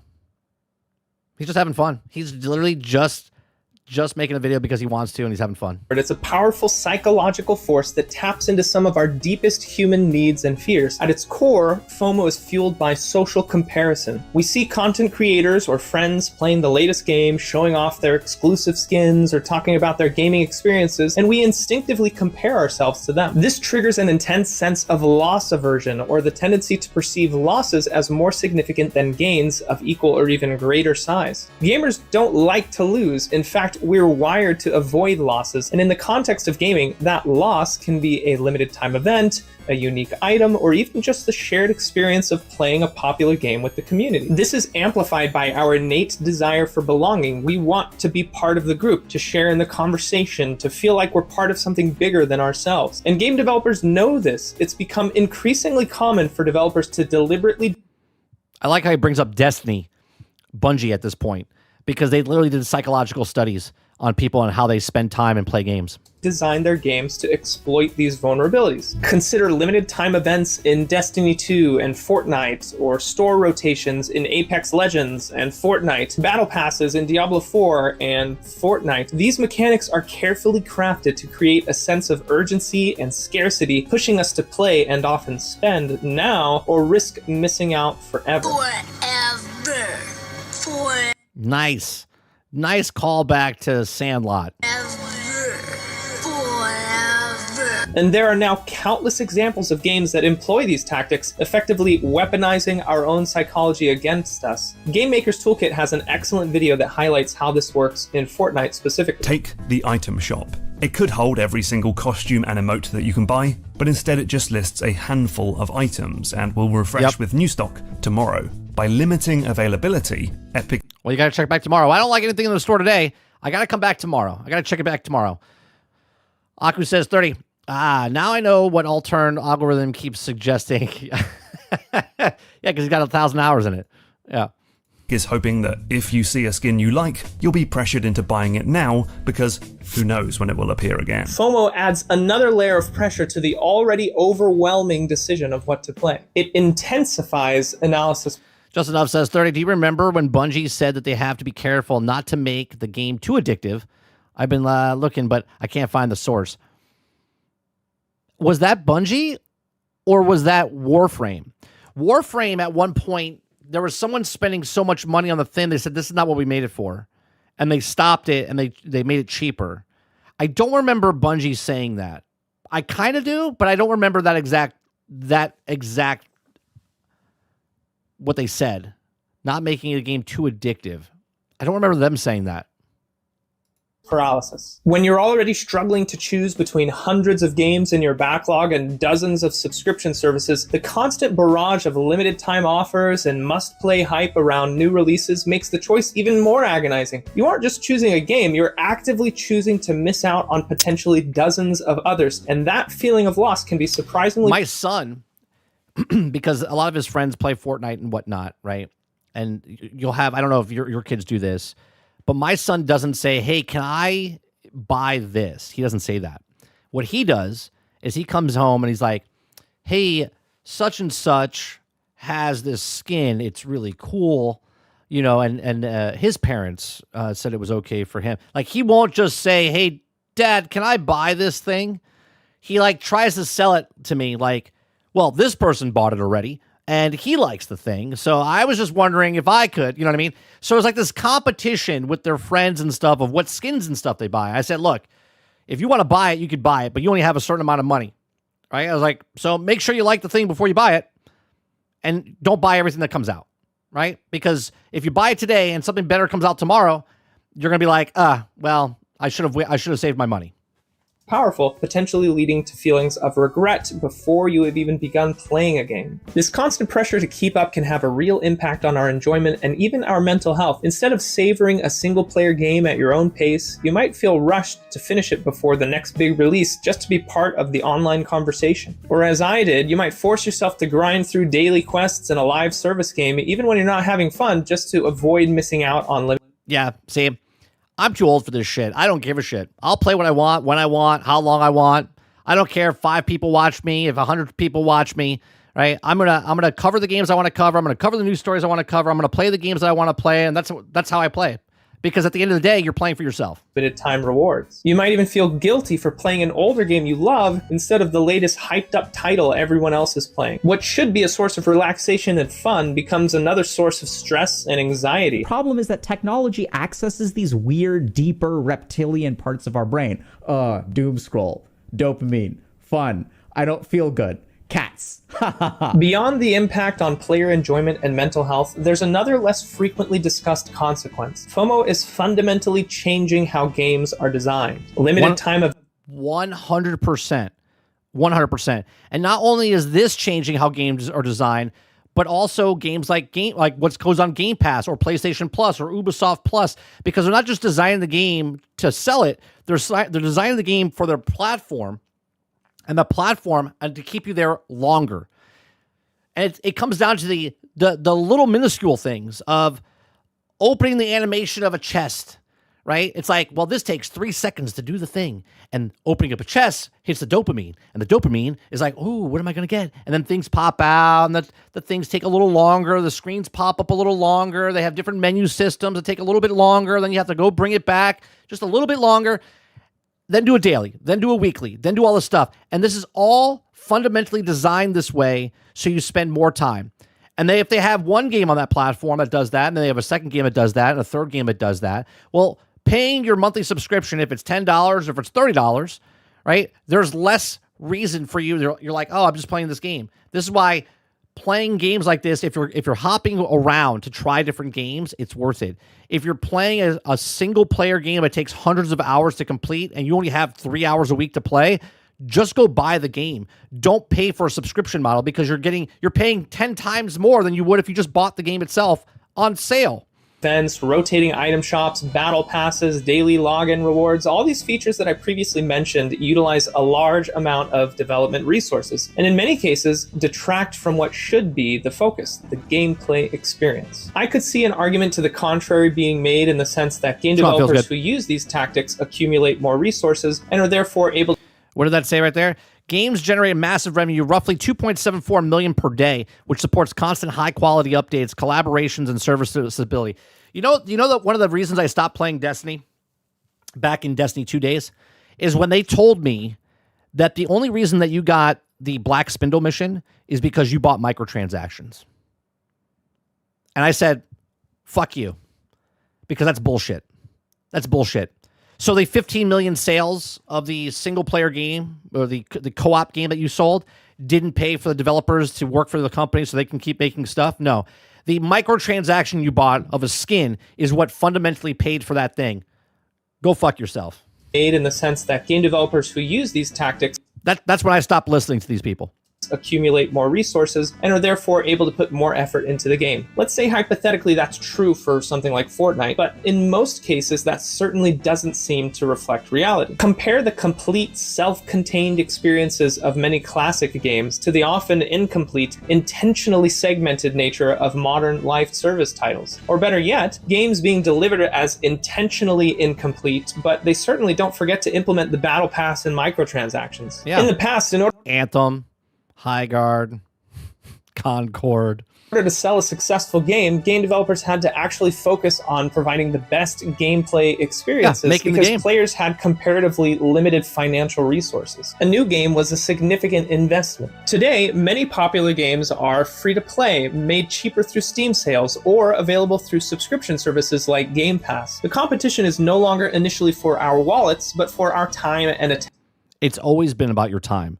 The only difference back then was there was hundreds of developers. Now there's tens of thousands of developers. Again, I always make the comparison to to movie industry or even YouTube. When people started playing on YouTube or making content on YouTube, there wasn't 9 million people making content on YouTube. There wasn't. So when you made a channel back then and made something interesting, people conjugated to your video and you became successful because there wasn't a lot of people. Now there's so many channels on YouTube. It's impossible.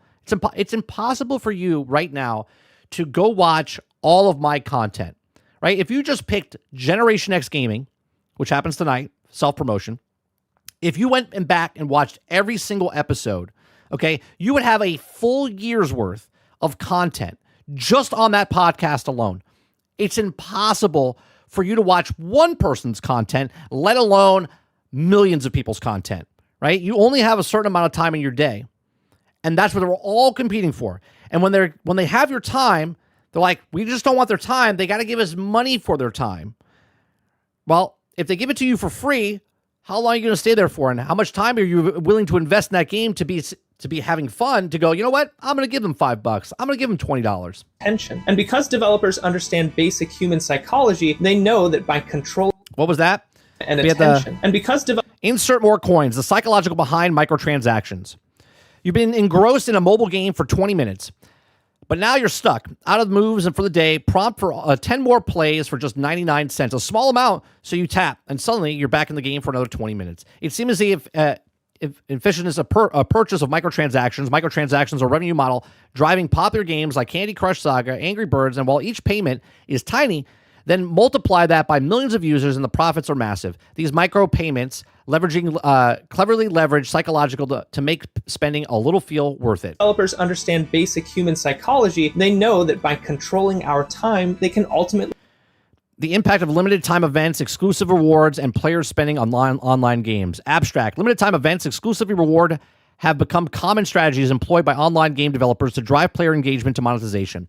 This study investigates the impact of elements of players' spending behavior within the context of online gaming environments. Through the combination, quantitatively analysts have also exploration of research examines the effectiveness of limited time events and exclusive rewards, incentivizing in-game purchases and driving revenue for game developers. Additionally, the study explores player perception, motivations, and also behavior surrounding these features, shedding light on the psychological and economic factors that influence players spending online games.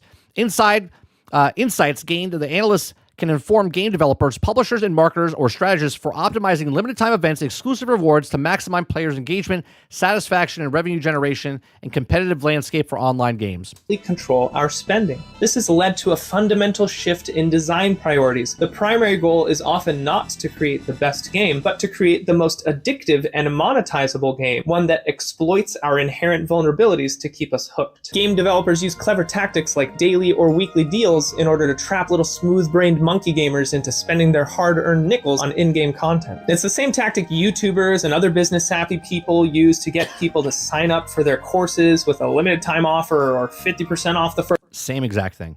First week, etc. Think about the NFT boom during the pandemic. People dropped millions of dollars on digital. This is so funny to me because the NFT of a monkey, getting people to spend money on a monkey is literally like fourth wall breaking, because the brainless monkeys are buying money or taking real money to buy fake virtual monkeys. You can't make this shit up. Pictures of monkeys due to their exclusivity and scarcity. Consider the weekly flavor rotation of crumble cookies. Interestingly similar to the rotating item shop in Fortnite, you say. Coincidence? I think not. It's the same principle behind limited time offers you see everywhere, from online courses to, yes, even the rotating flavors at your local cookie shop. Only in gaming, the stakes can be much higher and the temptation is always just a click away. In the same vein as the monkey NFTs, many modern games have become status games, or digital arenas where players compete not just for victory, but the way they look, for social standing. It's an extension of the status games we play in the real world, where we flaunt our possessions, achievements, and fancy titles. In gaming, this manifests in countless ways. Exclusive cosmetic skins, high ranks in competitive play, rare in-game items. This drive for status can be directly fueled by FOMO, the fear of missing out on that limited edition skin. That's a nice move right there. That exclusive rank or that rare item pushes players to spend more time and money, chasing an often elusive sense of validation. One 2-year-old has a cupcake and starts eating the cupcake. Cupcake's delicious. Another 2-year-old comes along and says, I want that cupcake. I used to get made fun of as a kid because I wore New Balance instead of Nikes, but at least I was crushing scrubs on Neopets, and some things never change. Don't with this jub, bro. So how can we slay that? I do remember a time, I don't know how old that gentleman is, but New Balance, if someone wore New Balance and they weren't wearing Adidas or Nike, that person's life was miserable in high school and middle school. That FOMO cracking for good. Perhaps it's not just about finding different games, but rather addressing the underlying psychological needs that make us vulnerable to FOMO in the first place. The key antidote to FOMO is to actually What's going on, content yourself. So instead of just jumping in and doing what other people are doing, what is it about this activity that I am missing in my life? There's going to be some kind of internal value that you recognize as not being satisfied. It could be exploration, it could be a sense of growth, it could be a sense of connectedness. I'm personally driven by this sense of growth that he describes here, which is why I've always... You know what shoes I wear, Eclipse? Ones that are comfortable. Today I'm wearing Skechers. been attracted to games like Final Fantasy, Diablo, World of Warcraft, RPGs where you're constantly making progress and advancing your character. And in a way, starting this YouTube channel was actually an attempt to fulfill that need. Dr. K mentions systematically creating opportunities to satisfy these core values in your life in as simple a way as possible outside of gaming as a solution to FOMO. This could be pursuing a creative hobby, spending more time with loved ones, or the example... Pone says, yeah, I was trying to convince my mom I needed Air Force Ones even though I didn't play basketball. Yeah, because your friends had it. See, that's the exact same thing as my son asking, can I get this skin because his friend has it? Because if you don't have that skin and they all play together, they're going to make fun of you, right? The amount of psychological stuff that happens when you're in the lobby of Fortnite. Why do you think there's a lobby in Fortnite?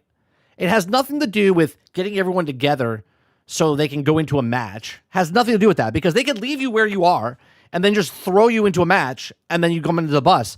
But they fundamentally put you in that area so you can see other people's skins and go around and go, oh, I want that. I want this, right?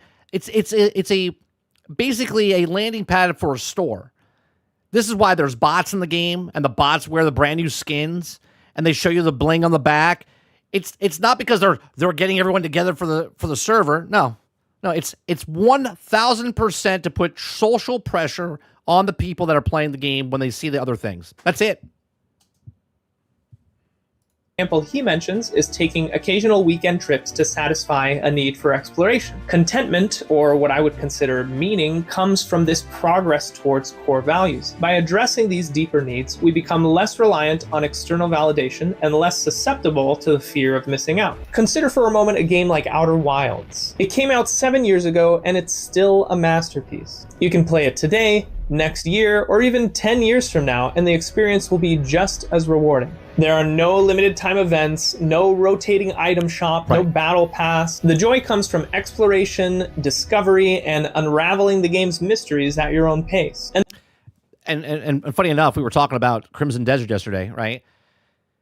People are like, well, what is the point of this game? It's like, well, the person wants to play the game and just explore the world, right? They're like, well, there's no leveling process, and I'm taking too long on this puzzle, so you're gonna have to go on YouTube and try to find the puzzle solving, like, or you just play the game.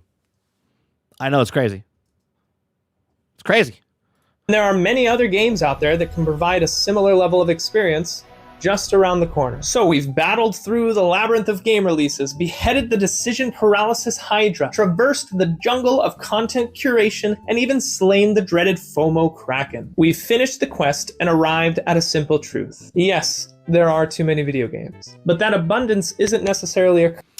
And this is the fundamental fact of why we, the gamers, want less slop or shit or bad games, whatever you want to say, right? Yes, there's a game out there for everybody. Not every game is meant for everybody. But there's so many games out there. And a lot of the games that are out there are not trying to be good games.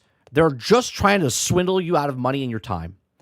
Because if someone comes out with a half-assed game that's broke, buggy, and unfinished, and someone else took the same amount of time and gave you an exact, a complete game, this one should give your time to, because they actually gave you a game where these people promised you a game 24 months from now.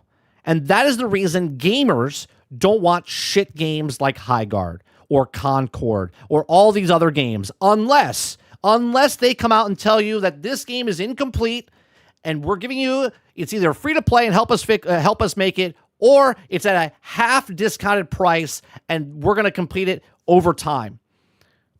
That's the difference. Earth. On the contrary, I'd consider it a testament to the growth and vibrancy of this wonderful medium. Out of the nearly 19,000 games released on Steam, a large portion belongs in the bargain bins at Kmart. But 100%. For every Concord or Redfall, we also got games like Balatro, Animal Well, Astrobot, Black Myth Wukong, Metaphor Refantasio, or, more recently in 2025, Clair Obscure Expedition 33, just to name a few. And we can ease the burden placed on our primitive monkey brains from the sheer abundance of options by developing a battle plan for navigating the modern gaming landscape. Overcome decision paralysis by developing a system of game selection. The gamers, real gamers, are like the white blood cells of your body. Okay? When we see a shitty, infected game, the gamers rush to it and say, this is a bad game, do not play it. That's what they do. Right? It's sort of like in YouTube chat. If someone came into the YouTube channel and said something that was stupid, the white blood cells in chat would attack it because they don't know what's happening here. You understand what I'm saying? Right?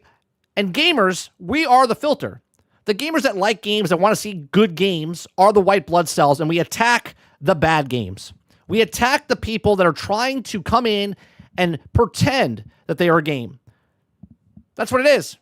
So when a good game comes along, the white blood cells, they move out of the way. They're like, that's good. That's vitamins. That's a good game. Let's bring it through. Come on in. Okay. When it's a bad game, like, hold up there. You can't come in here. Right? It's a clubhouse. And we only want the good games to come into the clubhouse. For example, you can randomly... Good games are subjective. Good games, though, have to be complete.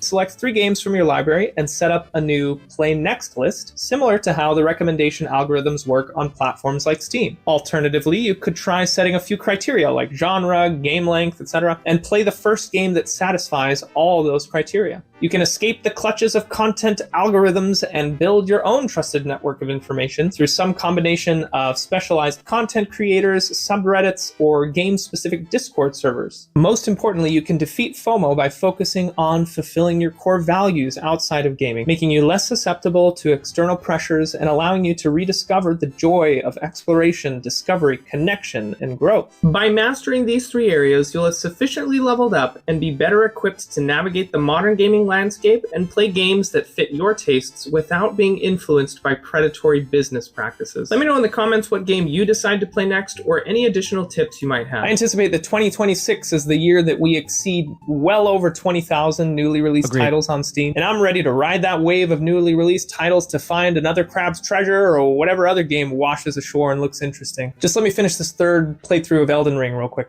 Oh, and apparently there's this mod on Terraria called Calamity that I wanted to check out. Do you guys want to play WoW? The new expansion's dropping pretty soon. Actually, we should probably hop on Helldivers 3. I already pre-ordered the Battle Pass.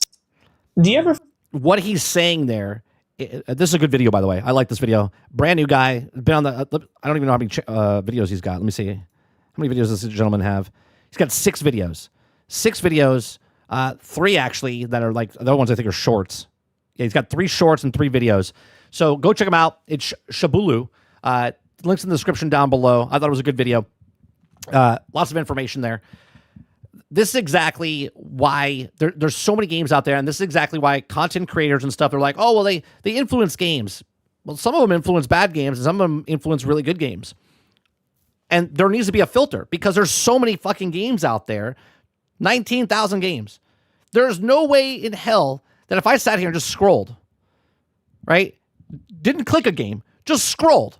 It would take hours to go through 19,000 games to see what's going on, right? Then if I click on one, then I got to read the description and see if I like it, watch a little video to see what it is. It's impossible to find all the stuff, right? So again, the white blood cells have to come in, and the white blood cells come in and they're like, hey, we've done this filter for you. We have the algorithm for you. Us gamers have told you that, hey, this game is good. You should check out this game. Where other people are like, oh, you're just hating on this game because it's not. No, it's incomplete. Here's the bar. Here's the bar for a video game. Make a game. That's the bar. Make a game. Not brand new AAA game, unfinished roadmap game. No, make a game. That's the bar. And that's what we want. We want a game that's complete. Yes, there are games out there like No Man's Sky. Yes, there are games that are like Cyberpunk that fix themselves over time, that make a comeback. But those are the outliers. Those are not the norm. Is the Steam curated list still a thing? Yeah, I believe so. Yeah.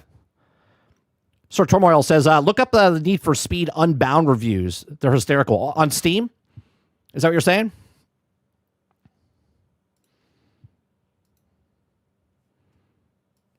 Let me see. Was it Speed Unbound? Oh, Need for Speed.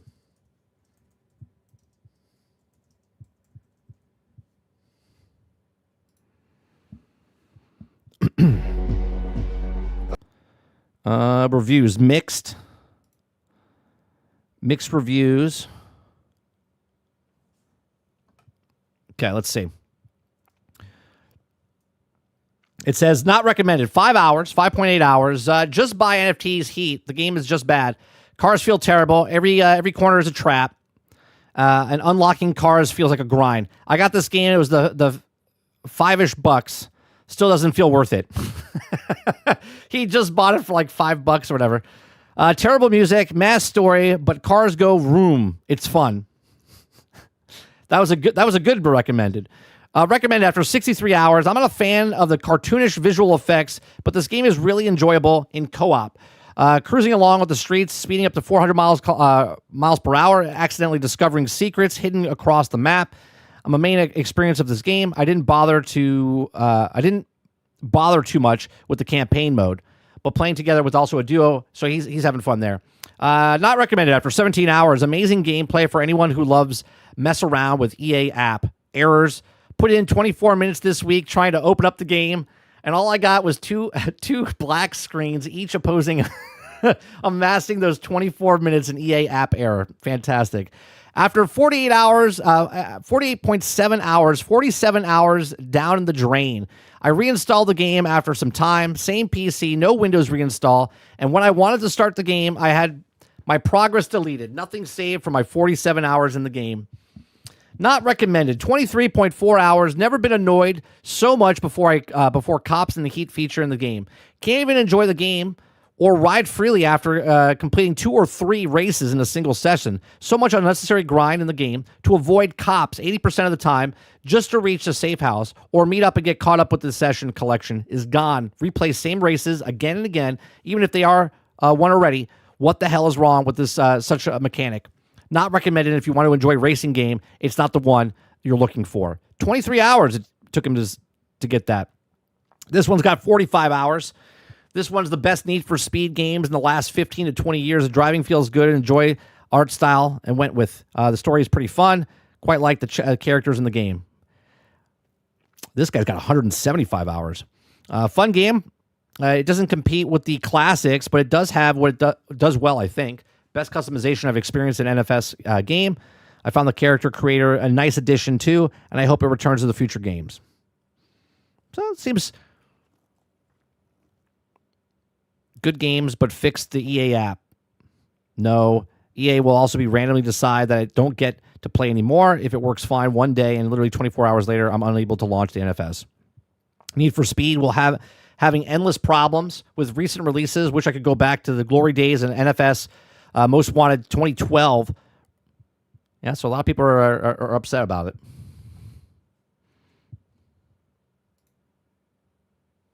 Xbox, but Steam, I don't have the Xbox ones up. Characters were horrible in that game. I never played it, so. Krebsy says Marvel Rivals had a tweet on incentivized throwing and players being enticed by third-party bounties to throw matches. Who's paying people to throw random matches? People do a lot of stuff for ranked stuff, man. I don't know. Jesse Mack says 30 Need for Speed Unbound. EA just goes for anime route. I hate it. Eclipse says, anyone looking for a good Need for Speed, look up Car X Street 1 for the best. I like Need for Speed open world games I've ever played. Aku says, IGN looking through 19,000 Steam games, 7 out of 10. 7 out of 10. 7, 7, 7, 7, 7, 7, 7, 7, 7, 7. 30, did you see the Helldivers 2 nuclear? No, I haven't. It's on YouTube. I'll look it up right now. Helldivers 2 nuclear. What's it called? I got it. That's 1 year ago. 7 months ago? Is it new?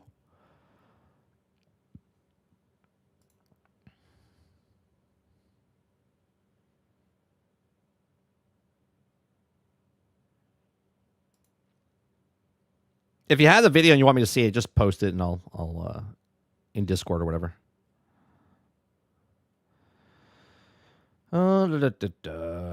Assassin's Creed Unity 60 frames update. Wow. Wow. It's crazy the amount of stuff. All right, let me go to Twitter real fast and see what's going on.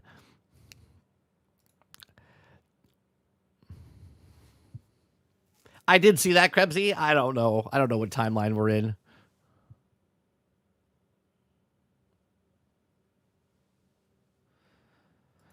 If you take the average of all games on Steam, it would be a 7 out of 10. Yeah, it probably is.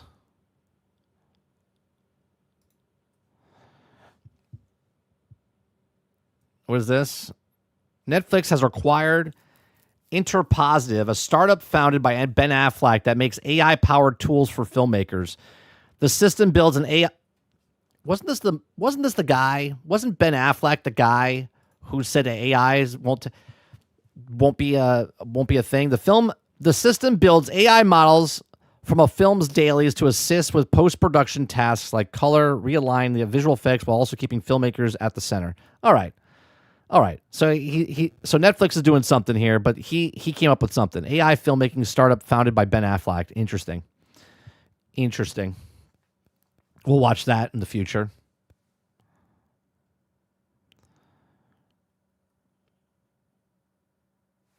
Hydroneer hits PlayStation 5 and Xbox Series on May 8th. Anyone that played Hydroneer or wants to play Hydroneer.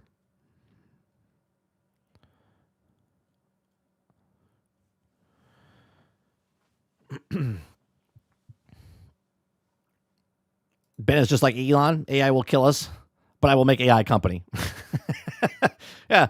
He's like, it's never going to happen. And then all of a sudden it's like, okay. Do you know why? Because Ben Affleck likes money, right? He's like, everyone's doing the money thing.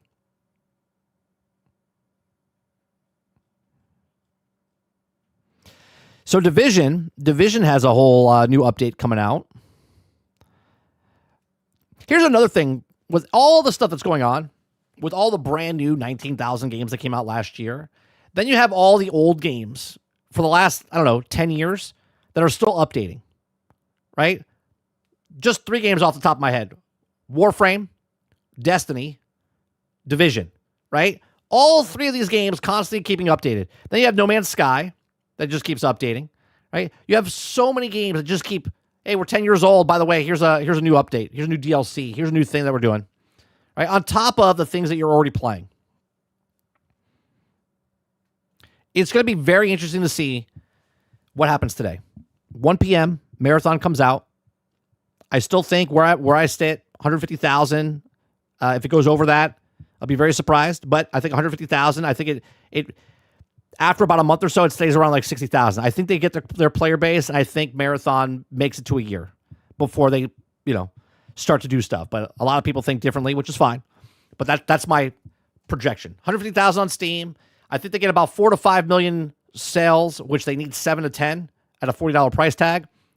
Apparently because of the budget of the game, with all the problems they had. So we don't know if they're successful. Now, Sony will let us know that if they continue supporting it after a year, and then also if they don't announce Destiny 3 sooner rather than later. Don't forget Highguard. Don't forget Highguard about what? We talked about Highguard earlier. AI will just fix the Ben Affleck Batman voice. Yellow says 60,000 would be a huge win for Bungie, in my opinion. 60,000? That would be terrible for them. Yellow Stick. If 60,000 on Steam is what their player base is, they sell about, let's say, 2 million units on Steam. And let's say they sell the other 2 million units, even 3 million units on console. It's only 5 million. They need to sell between 7 and 10 million units. Yeah, we talked about it earlier, Crowded. Literally at the beginning of the show, we talked about the Highguard's update. Yep. Krebsy says, I think lower, 100,000, 20 to 30K average concurrent for 1 year. Yeah, I can see that. You're saying by the 1 year mark, they'll be at 20, 30,000. All right. I'm saying it's going to hit 150. It's going to slowly go down to 60. 60 is going to stay there for 6 months. It's going to last at least a year. 60K long-term players, it's not good, though. That's terrible.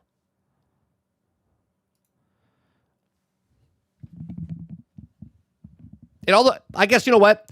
If 60K is good, as long as the 60K is still paying money for microtransactions throughout the year, then I would say okay. Roic says, I think they announced Destiny 3 in 6 months. How Destiny 2 doing at the moment? I said the same thing. If Marathon works, they ride that wave as long as they possible, and then they'll announce Destiny 3 down the line. If Marathon doesn't hit the mark, whatever that mark is, I don't know what that mark is. Whatever that mark is for them, if it doesn't hit that expectation, they'll announce Destiny 3 sooner rather than later, just to kind of build up hype. Yellow says, I don't think Destiny 3 was ever happening. Oh, it'll happen. If Marathon, they paid $3.7 billion for this company, for their IPs. So if Bungie makes Destiny 3 or Sony makes Destiny 3, somebody's making Destiny 3. Sony's been on record talking about they don't have enough IPs, right? They're talking about how they want to continue live service games. Marathon's that hope. We actually have this is interesting. I saw this right before we went live. This is a little concerning, okay? Because we talked about how small the player base will be on this niche market of an extraction hardcore stuff, right? So it says Marathon could be coming to PlayStation 4 and Xbox One. I hope not for the PlayStation 4 and Xbox One, because I don't think it would run very well on here or on there. but we'll see. It says Marathon has officially been rated for the ESRB, which will be known, however, as a small detail seems to have been overlooked. Marathon PlayStation 4 and Xbox One port could be in development. Okay. Bungie's Marathon finally drops in 2026. You can finally get ready to extract and shoot in your heart's content. And the question of here is what you can do in the big one. PlayStation 5 and Xbox Series X and S and PC release are already confirmed. Obviously, it comes out today. Okay. But the ESRB certification tells a different story. Marathon ESRB listing hints at a PlayStation 4 and Xbox One version. Now, we read stories here for the first time. I'm just giving you my thoughts and opinions on the article as we read it. So as I say something, and we read farther along in the article, obviously my opinions can change. I think originally they were supposed to be on 4 and Xbox One, and I think it changed since then, especially now since when Marathon was first originally going to be made, it was a little different than what it is today, okay? It was supposed to be like a patrol of Destiny, not an extraction thing, right? It was supposed to be more like a lived-in patrol section than it was an extraction, but they switched it to an extraction, which is fine. Okay. But since then, they got bought by Sony, and Sony is like, well, we want to sell new systems. We don't want to sell old systems. They're trying to get the 57 million people that are still on PlayStation 4 over to PlayStation 5. So I don't know if they do this, but it still could be in the records. Marathon was also rated by the ESRB ahead of launch, and everything seemed normal. And the game is assigned for teen rating due to the violence and nature of the game's content. Nothing shocking so far, and the rating was expected. There's also nothing to write home about. But the game's platform make for interesting reading. Here's the official list of the Marathon's platforms mentioned: Windows PC, PlayStation 4, PlayStation 5, Xbox One, and Xbox Series. Nowhere thus far has Bungie commented or even hinted at a PlayStation 4 Xbox One port of Marathon, and given the specs and requirements required to run it, last-gen versions seem like they'd be a huge stretch. I agree. Right now, the proof is there, so it's either a mistake on the SRB's part, or Bungie has erroneously submitted an application for non-existent of PlayStation 4 and Xbox One versions, or they're really happening. So there it is on the actual site. Windows PC, PlayStation 4, PlayStation 5, Xbox One, and Series. So will Bungie acknowledge the ESRB listing? Are PlayStation 4 and Xbox One ports as unlikely as it seems happening in the future? Share your thoughts. Well, you could look at it this way and go, there's a lot of people that haven't moved over from Xbox to Xbox Series or the PlayStation 4, right? We do know there's 57 million people still on a PlayStation 4 that haven't moved over to a PlayStation 5. If Marathon doesn't sell very well, which I don't think it's not going to, but the only reason they would go to Xbox One and PlayStation 4 is to get that extra money, because they don't think the player base that they need is on the platforms that they're already at. But I don't know, man. It's a far stretch. I mean, if you go too far back and you start supporting these old consoles, you have a Cyberpunk situation here where your game is out for the new systems, but it runs terribly on the old systems. So I don't know if this is going to happen on a PlayStation 4 or Xbox One. Again, I think it was supposed to happen, but the game completely switched, because remember, the game was supposed to launch in 2024. Not 2026. But these are just my thoughts. Let me know yours in the comment section down below. Please make sure you share, like, subscribe. If you like what I do here, check out some of our other videos. Thanks for watching. All right, let me see what you guys are saying. Krebsy says, Destiny 3 is getting announced this summer. If Marathon does good or bad, Krebsy, you're saying this summer Destiny 3 gets announced? Maybe Destiny 3 is that last thing at the summer game at the Game Awards. What other game are they cooking? The game Gummy Bears is another game they're doing. Just enough that the code word of Gummy Bears, I think it's called Gummy Bears, which people thought was Marathon, but it's not Marathon.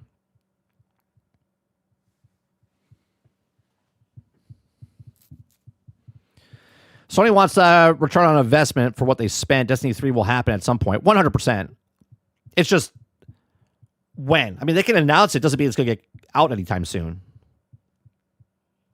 Just enough says 60,000 concurrent sounds good to me long term. Sure, it sounds good for you, but not good for a company that spent $250, $300 million for a $40 game. 10 million units is what they have to sell.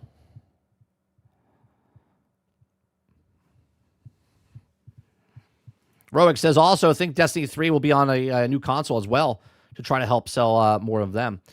Well, that's another problem. It doesn't matter if the new systems come out. They're really expensive.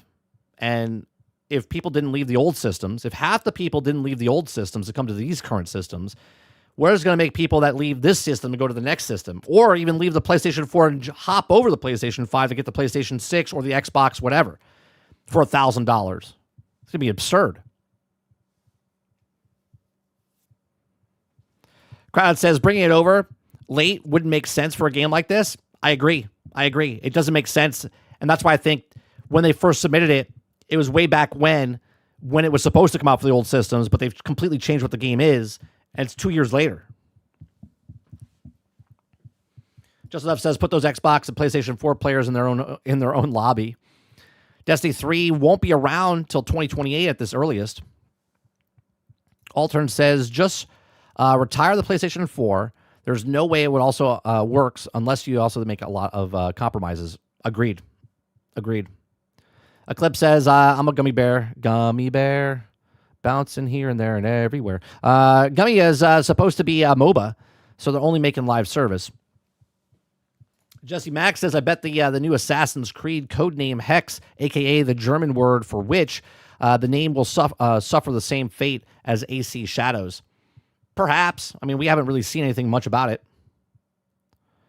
Krebsy says, Gummy Bears got shifted to a new studio called LFG. So Bungie's not even working on that. Okay. Gummy Bears bouncing here and there and everywhere. That's right. Altern says Destiny 3 will be a PlayStation 6 launch title, and it will be on Xbox. Or be on the box. Of course it will. It's a live service game. Yeah, nothing's changing with their live service strategy. Altair says I can't how they will keep both live service games going. Aku says, how's it going for Sony Spider-Man 3 in releasing a PlayStation 6, PlayStation 5, PlayStation 4, and PlayStation 3? I don't think they go down that far back. Pone says, nah, put me in the lobby with PlayStation 4s. I need the handicap. Kresge says D2 will also get last update on June. In June, D3 announcement comes to calm the D2 crowd and entice them to play Marathon. Okay. Crowded House says Gummy Bears theme song is fucking fantastic. Isn't that crazy how, like, you say a certain thing and you can remember the goddamn lyrics from a song that when you were a child? That's how you know it had an impact on you. Pone says the old Bungie devs, but they're not Bungie anymore. And Just Enough says my kid asked for that song last night. Really? The Gummy Bear song? That's crazy. That's crazy.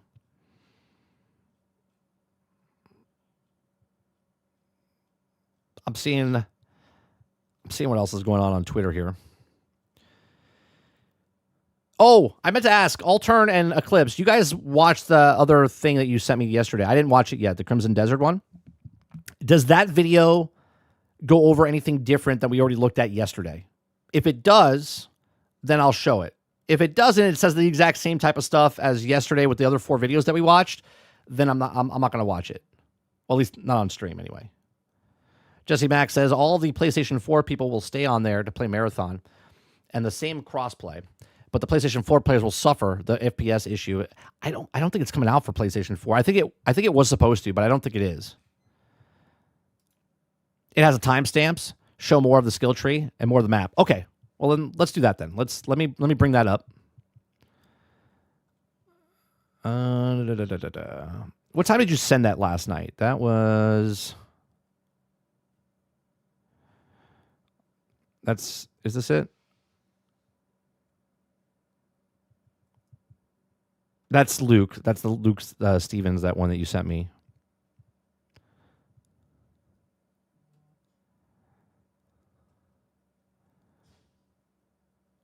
Did you send it to me?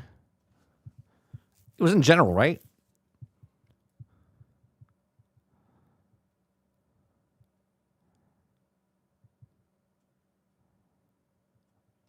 Or did you send it to me?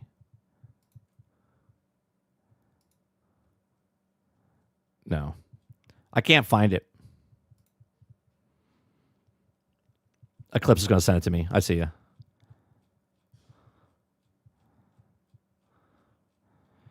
Jump to present. General chat. Thank you. Thank you very much. You guys are the best. You guys are the best. So Cliff can use long swords, dual wield axes, you can swap to other playable characters, GTA 5 style. All right, real fast. Let me make sure we're update. Let me put him inside the stream so people can go click on his channel.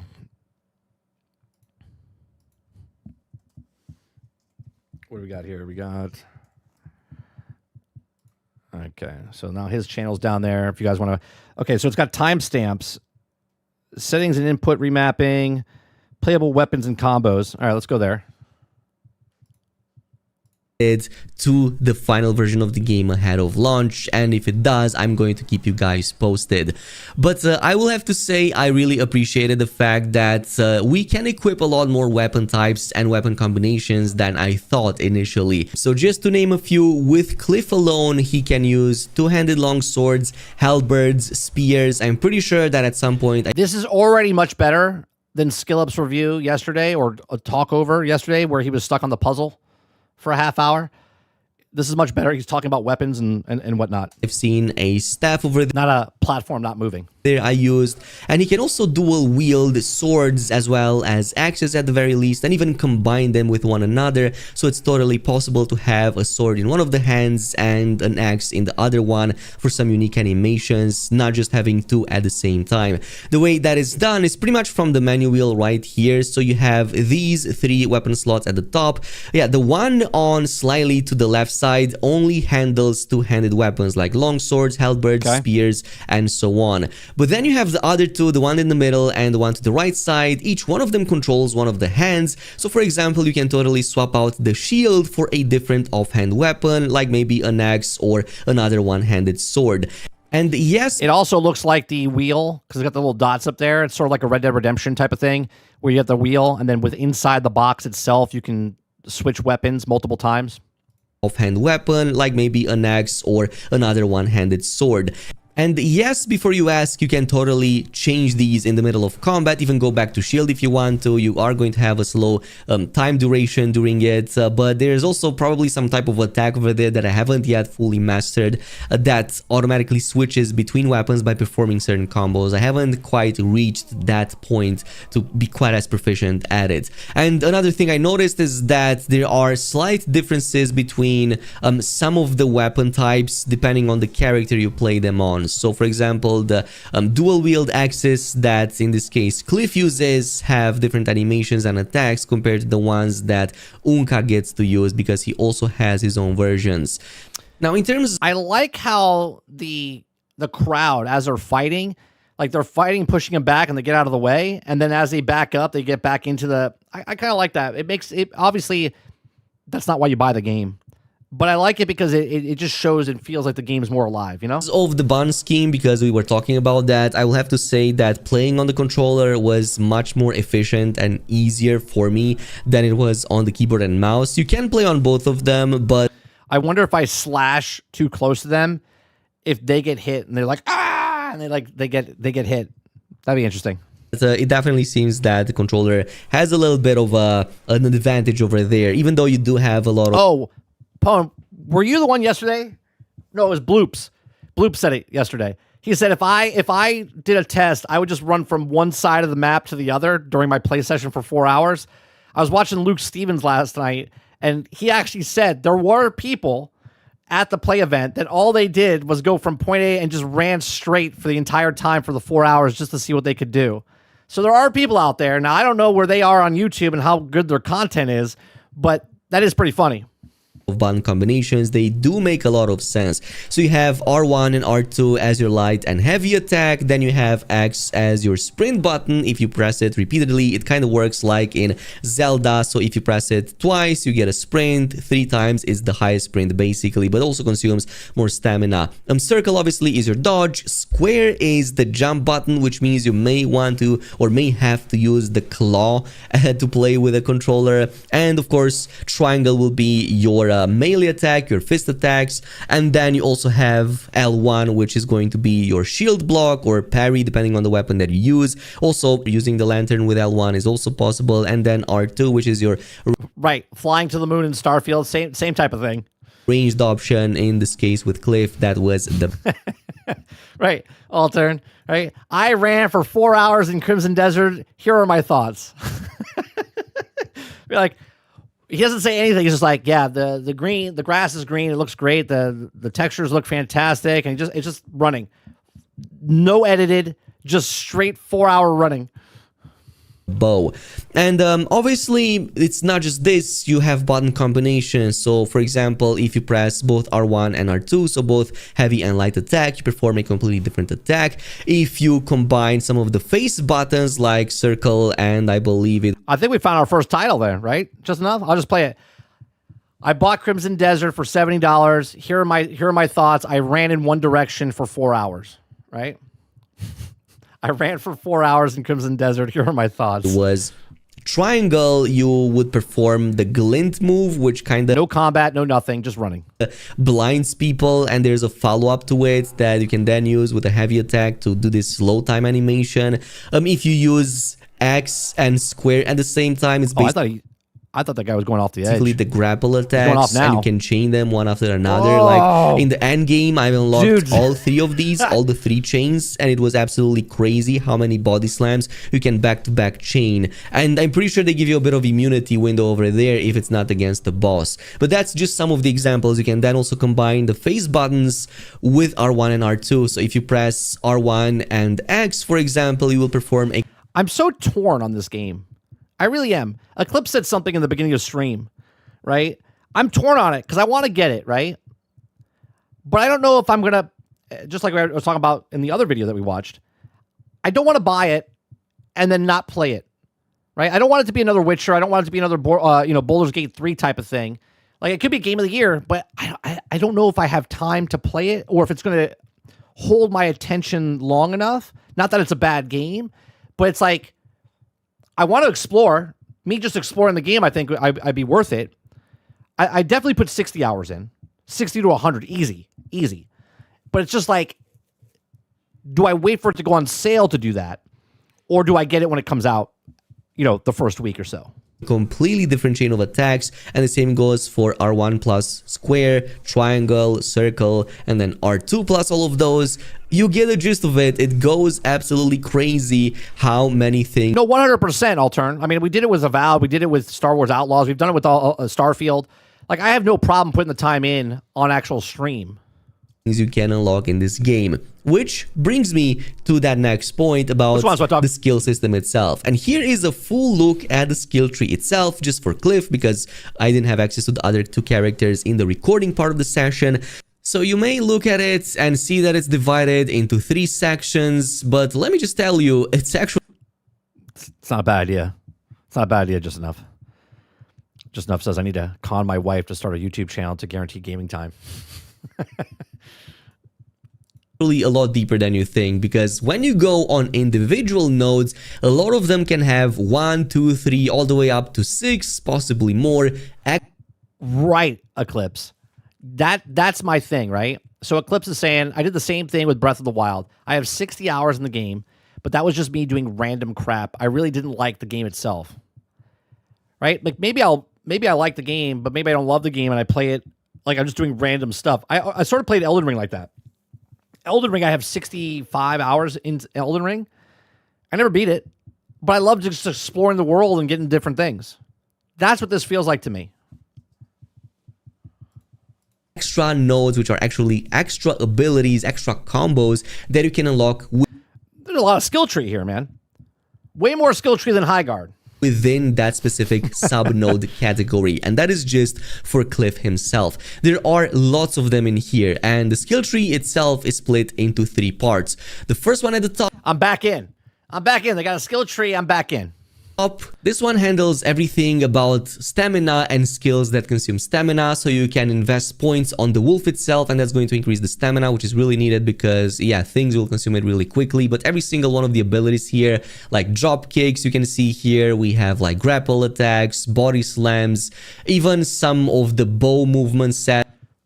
So there's a skill tree, and then you click on that, and then it opens up into its own little segment. And so on. All of these that consume stamina are here on this tree, so it makes a lot of sense. And by the way, speaking of playing as a bowman, I have noticed a lot of the ranger abilities on the bow. Because he's a stamina, 30's back out. No, I I like that, Krebsy. I'm not these idiots who are like, I don't know about this. I can't move anymore. Right? No, I like that. Upgrades here, so it seems we can definitely play like the Ranger playstyle from BDO, like especially if you remember the sliding shotgun from the early days of BDO. That is actually an ability that makes a return in this game, so it definitely seems it's possible to play fully as a Ranger here as well if you focus fully on it. It's not just that you aim down with the bow, it seems like we have a lot more going to it. Oh, and by the way, do you know what I want to know? If I can, not that it matters, it really doesn't matter, I'm being absurd here. But in the old Fable games, you could buy the real estate and then charge people and you would kick them out and whatnot. They haven't said this at all, but it'd be hilarious if you could go around and like own bits of the town and then like make everyone move out so like the town's completely empty, like just stupid shit. Because if it's a game that you're just like living in and doing whatever you want in the game, they got so many absurd things in this game. Like me saying that, it's not really that absurd. You can totally just reset all the skills at any point for absolutely free if you want to test other abilities out or other playstyles. That's nice that you can just reset anytime you want. Or just don't like what you invested into, you can totally go ahead and do that. And by the way, you're going to get some of these extra base artifacts needed for this also from enemies as drops. So if you just loot their bodies, a lot of them can actually drop them for you, and you really need a lot of them because obviously it's going to be quite a big skill tree to invest into. But my inventory is going to be so full all the time. I'm going to kill 5 people, pick up all their stuff, and be like, I gotta go dump it. like I said, some of the abilities can only be taught by actually observing them in the open world. You may find puzzles or secret locations or even boss fights that perform these. So if you observe them, you can then repeat them and they will permanently have that node unlocked. You can then further invest into with even more upgrades. Then we have the red tree. The passive over here improves your... I laugh so hard because this man has gone more in detail. Okay? More detail about the skill tree. And I don't think Skill Up mentioned it at all. I understand every person has their own style of editing and stuff, but I was really disappointed in Skill Up's thing yesterday. Like, he literally bitched about a platform. Didn't go into any of this. I mean, what the size channel that you have is just amazing to me. HP levels, but you also get access to a lot of magical related abilities. So pretty much all of the elemental imbuements are here. We also have some other like discharge attacks if you want to unleash electricity. There's a frost cloak here that can freeze. This man, like you said, took his time in 4 hours. He knew exactly what he was doing to do. Enemies when they hit you, plus much more on top. There's even like a veil of fog, which may or may not be useful for a stealth kind of build. Unfortunately, I wasn't able to fully play stealthy just yet. It's likely that it requires a bit more to get going, but that's pretty much what this tree handles here. And finally, we have the green portion of the tree. Here you can upgrade your spirit, which is one of your other resources you get to consume. And there are many nodes here that deal with everything from combat to exploration. So for example, you will see abilities like perfect dodges and perfect parries being unlockable from some of these nodes. Also a very interesting one, which is the Nature's Echo. This is like one of the easiest free DPS increases because it basically summons a phantom clone that mimics your last attack. So it's really useful because it's basically extra free damage after every single attack, but also upgrades to stuff like your exploration mechanics, such as your grappling hook, charge up stuff, even to your falcon. Well, hold up a second. There's destruction in the game too. You see that in that little window up there? Stuff like your exploration mechanics, such as your grappling hook, charge up stuff, even to your... Man, this game's got everything. Your Falcon Fist, by the way, you can perform it with R3, and there are some upgrade mechanics to it in this tree as well. Now let's keep on going and let's talk about some of the other playable characters and how switching to them works. And also my perspective of how they play has drastically shifted after getting my hands on. Unfortunately, it was part of the endgame session, which we weren't allowed to record, but I can still explain it to you. So when it comes to switching to other characters, you have two possibilities. It's all done right here from this menu, where you also get to call your mounts from. So you're going to have Unka and Damian on the side of Cliff here that you can... Hold up a second here. Now, what's going on, Aaron? I know I'm taking way out of perspective here, but look at the other characters. There's 2 other characters here, right? So you have 2 characters here, but then you have 2 other slots. 2 other slots. So DLC? Free content? Like, what are they doing here? Right? I'm interested. Where's the roadmap? Is there a roadmap? Go ahead and select. So if you just go and switch to a different character, it's pretty much going to be very similar to GTA 5, where your camera pans out into the sky, searches for the other character, and then zooms in on their location, and the swap happens. And what I noticed is that, yeah, these characters kind of have their daily lives. So I don't know, I was switching to Cliff or Unka, and he was at some circus somewhere going about his business. I'm not sure if it's quite as detailed as GTA 5, like having full. I can see it already. Are you ready for this? So the people that play this game a really long time are going to unlock a bunch of stuff, and then down the road, when they announce the 2 other characters that they come into the game, if again, speculation, right? They're going to be like, "Wow!" People are going to get the game, and they're like, "How come I can't unlock these new characters?" They're like, "Oh, well, you had to play the game up to a certain point." That's what it's going to be.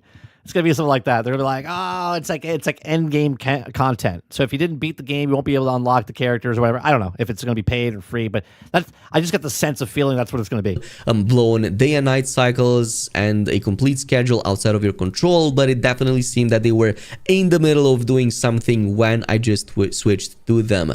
There's a second possibility. Instead of you switching to them, you can call them to you. So you can have both Unka as well as Damian called to you, and they will even join you permanently in battle.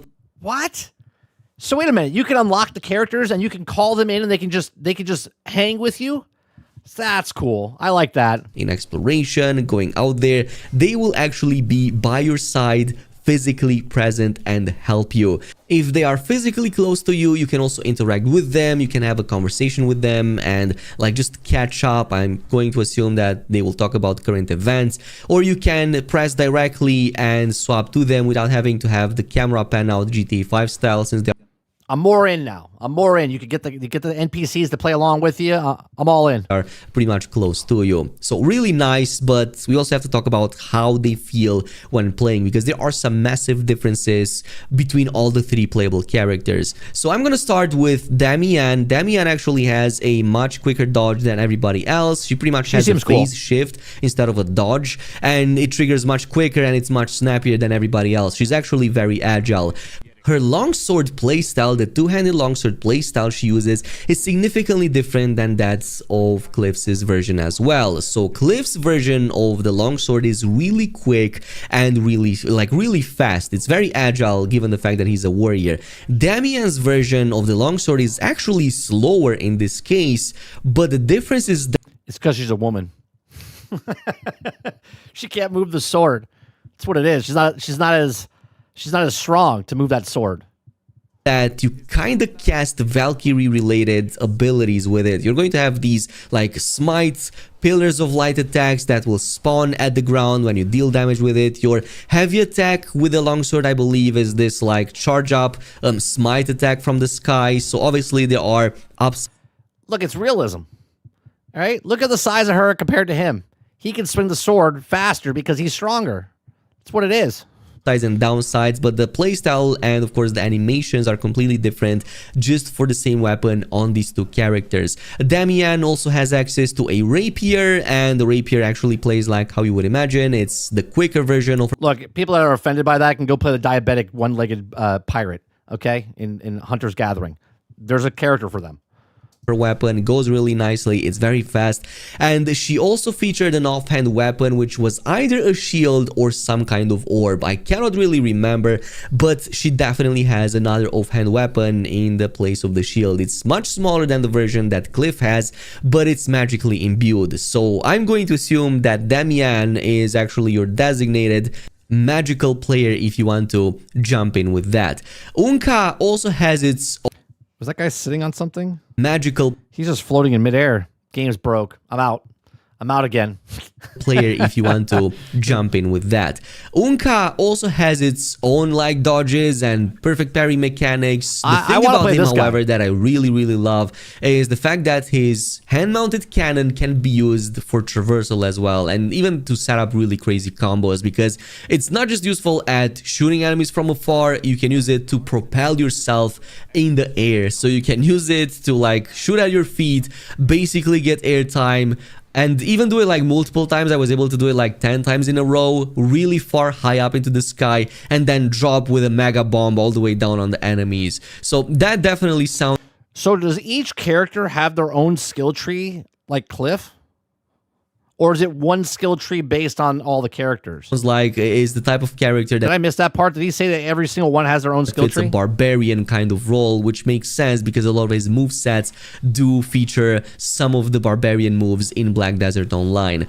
Speaking of which, besides the two-handed hammer that he uses, he can also use one-handed axes, so he can dual wield them at the same time, just like how Cliff can. And if I remember correctly, but don't quote me on this, there were some differences between the way he controls his dual... The real question is, does the horse have testicles?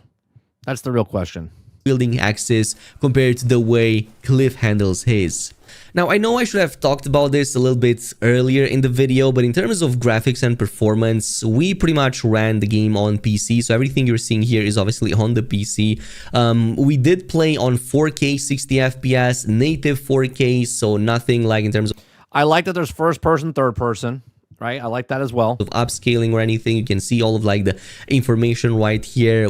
Can you play the whole game in first person, or is it only when you're walking through town? With some of the options you can use, and I will have to say the game pretty much held it over there almost consistently. There were a few moments that we had some frame drops in, but we gotta know, Eric. Right, it's one thing. Pretty sure it was mostly because it was tied to a recording PC. I'm gonna assume that when you're in battle, you can't be first person because you do all that spinning and stuff, and that would just get you nauseous. And there were some issues on top-end hardware. With a difference here, we played on a slightly weaker GPU compared to what Digital Foundry used. So instead of the 24GB AMD card, the rep over here told us that we played on the 9600 XT, which is only the 16GB one. I believe that one is better at rendering, but because it has lower VRAM, technically it's the 7600 or whatever number it is that's better specifically for Crimson. It was funny when I was watching Luke Stevens yesterday live when he was talking about it. Everyone was like, "Can you pet a cat? Can you feed a dog?" I'm like, really? Like, out of all the things that you can do in the game, like, I can't imagine. And I know there's people that like pet dogs and pet cats and whatnot, but it's like you get this wide open world. You got all these, like, you can fly, you can dive, there's magic, there's all these things, all these characters. Like, I'm not sold yet. Can you pet a dog? And they're like, yeah. And they're like, man. Like, I can't imagine that that's the game. That's a make or break for you. I can't pet a cat or pet a dog. Desert, so the 20+ GB VRAM one would be the better option for Crimson Desert. At least that was what I was told. You can definitely also turn off particle effects and other annoying features too. There will be a slider that you can bring from 100 all the way down to 0. I still played with the full slider on because it seemed to me that the particles were already subdued compared to some of the old footage we had, so it was quite manageable in my opinion. Also, in terms of performance, did I notice any pop-in? Well, here, just watching the gameplay right now, rewatching my recording, I can see some poppings going on, like things in the environment, but because you're looking for them.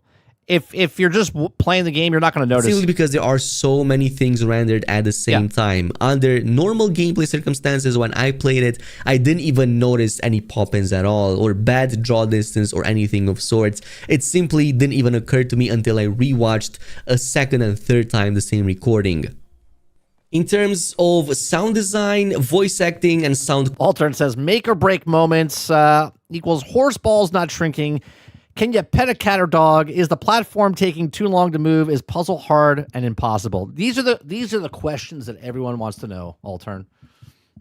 Quality, I definitely have to give my praises to the game. They definitely nailed on this aspect, especially like sound design during combat scenes. It really reminded me of Witcher 3. You may even find some similarities with that style of music, but it really fits very well. He's like, does this game have Black Desert Online autoplay systems? I don't want to play a single player game.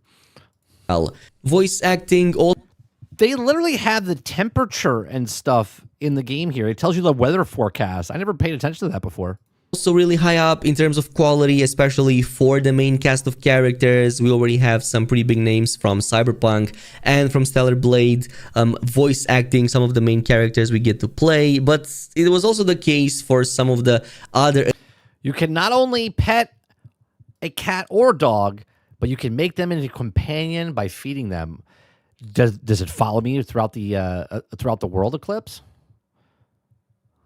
Right? Does it follow me throughout the world, or does it only stay at my camp? Adjacent characters from side missions and whatnot, you know, characters that you normally forget. I don't recall hearing any bad performance or anything to cringe towards, and like pretty much everything that I've known. I'll be like, do you have waterfalls? Yeah. Is there stuff behind waterfalls? Yeah. Can you pet the cat? Yeah. Can you pick up a goat? No. Can you fix a roof? Can you own houses? Everyone's like, what the fuck is this guy asking? This is an action adventure game. Yeah, but can I drive a truck? Can it be like SnowRunners? What I or heard was voiced by an actual human being. I didn't notice any uses of AI voices, at least nothing that was noticeable to me. Skip there. So sound design, world size. About having other NPCs. Let's also talk about, of course, the side content. The world is actually filled with a lot of locations. So the way this works is that the game is actually really huge. Here is a look at the map itself. It's only going to cover like portions I was able to discover early on, but it's absolutely massive. There are many outposts, many cities, many like small villages. There are many zones with a lot of conflict going on that you can liberate and whatnot. And a lot of NPC quest givers. Like the moment I jumped into my endgame session and looked at the same map again, I was already feeling lost. So again, it looks like this is going to be an absolutely massive game with a lot of things thrown in it if you want to go for the side content. And one thing that you're going to want to know is, my problem is I always go for side content, because if I'm a person that if I play the main campaign and I beat the main campaign, I'm like, I'm done. But if I play all the side quest stuff and then do the main campaign, that's when I have a completely different experience of the game. This is why some people that just played Starfield and played the main story were like, it's shit. But then I played Starfield and I played all the side quest stuff, and then I played the main story. I believe El Nini was like, the game is garbage. And he's like, can you play the main story? And then I played the main story, and I agreed with El Nini. The main story is the weakest part of Starfield. But the side quests and stuff in Starfield were fantastic, right? When you go off on your own and try to find something in the middle of the planet and nowhere, it's bad. When you do all the side quests and then go play the main story campaign, overall the game is good. But if you just play the main story, it's bad. I wonder if this game's going to be that way. I wonder if the story is going to be like short or very not good, but the side quests and everything makes it a much better experience overall. Is that side missions are still important, because one thing they unlock is extra inventory slots. Pretty much every single side quest I've done unlocks at least one inventory slot, and trust me, you need it. There are so many items to collect in this game and so many armors. They all go directly in your inventory. That's exactly right. They should have made the side quest the main and the main side quests in that game. Yeah, 100%. But when you play a game like this, like an open world game like Skyrim, Witcher, if you just do the main stories of these types of games, they're good. They're not great. But when you live in the world and start doing all the different other things in Skyrim and in Witcher that's when the game, you're like, oh, completely different experience. And especially when you talk to people, they're like, yeah, I played the game, it's not that good. You're like, yeah, but did you do this? Did you do that? Did you do this? They're like, no. Completely different experience. So you're going to need as much of that as you possibly can, which is why I would say side content in this game is important. I've also seen quite a large assortment of missions. Some of them involve like rescuing people from like enemy camps. Maybe those were a little bit repetitive, because I'm pretty sure I've seen like 4 or 5 of them within the first 4 hours. But you also have some that may require you to liberate a specific town or a specific... I think Bloops asked this yesterday. He said, can you ride a horse and carry a sheep? Here's your answer. I think we have another pre-order coming in for Bloops. I don't even think Bloops is here, but if he is later and sees this later, there you go. Riding a horse while carrying a sheep. You asked for it. There it is. Outpost, or find something of importance in the world like a unique artifact, all the way to completing puzzles that may unlock an ability. So there is a variety in terms of the content here, but obviously I was focusing a little bit more on progressing the main story and getting access to some strong stuff. On the subject of progression, it pretty much goes this way. So you can definitely buy some weapons from vendors early on. This is going to give you some basic version of weapons, you know, nothing special. But if you want access to a longsword, for example, even if it doesn't have a... I think that's a mission, Eric, but I'm not sure if you could just do that randomly. Special attack on it, it's still going... I like how you're like, you can just run up on people's livestock, pick it up and run away with it? That has to be a crime. Yeah, it probably is a crime. I'm pretty sure it's a crime. To be really strong, like the one I bought. Only if they catch you. Only if they catch you. From the initial blacksmith or whatever vendor was next to the smithy in the starting town, that was already a really strong option to have because of the way it attacks. I want to go back to this vendor thing that he's talking about. I have problems with vendors in games, right? Because they're there, but sometimes there's really no point to it because you never ever buy a piece of gear unless it's early on. Because if I'm an explorer and I go around and find these really badass sword, why do I need to even use the vendor at that point? So there's got to be a reason. Even if I find a sword out in the world, if it's durability and I can't fix it myself, I have to go to the vendor to get it fixed. That makes sense, right? A reason for it to be in the actual world. Otherwise, you would never need it. This way. So you can definitely buy some weapons from vendors early on. This is going to give you some basic version of weapons, you know, nothing special. But if you want access to a longsword, for example, even if it doesn't have a special attack on it, it's still going to be really strong. Like the one I bought from the initial blacksmith or whatever vendor was next to the smithy in the starting town, that was already a really strong option to have because of the way its attacks worked. But beyond that, when you defeat bosses, you get even better version of weapons because pretty much all of the... Right, so why do I need the vendor then? The bosses I've seen drop their own unique weapons as well as one of the abilities that they were using against you on that weapon. So just to show you an example, this boss right here that I was fighting in one of the goblin camps, yeah, upon defeating him, he dropped his one-handed sword, which I could then go ahead and use, and some of my attacks would now unleash the same wave of damage that he was using against me in combat. Which is awesome. I think that's great. But is there a durability on that sword and you have to get it fixed? We've seen this from the previews, but there are many others out there. In the endgame, for example, I've seen a really strong one for Damian, pretty much a rapier that when you would perform jump attacks and other types of attacks, it would call a bunch of lasers that would penetrate enemies and deal a ton of damage against them. That was actually really awesome. But there were many more, like you've seen that a ghost spear that unleashes like a large AoE cone of projectiles that sometimes even the enemies themselves cannot, you know, protect against. And if you have like a boss with a really big body, that's going to absolutely wreck them. If you're a person that likes to explore, this game's going to reward you. If you're a person that's a linear person that just does the main missions, I think you're going to have a bad time with this game because you're going to be underpowered or at power. And if you're a person that explores, you're going to find a weapon, armor that's going to make you feel OP, and it might be easier for you, but you're also rewarded for your time. Speaking of bosses, we have tested about 10 of them in total. That's how many we were able to play against in the presentation. Not everybody.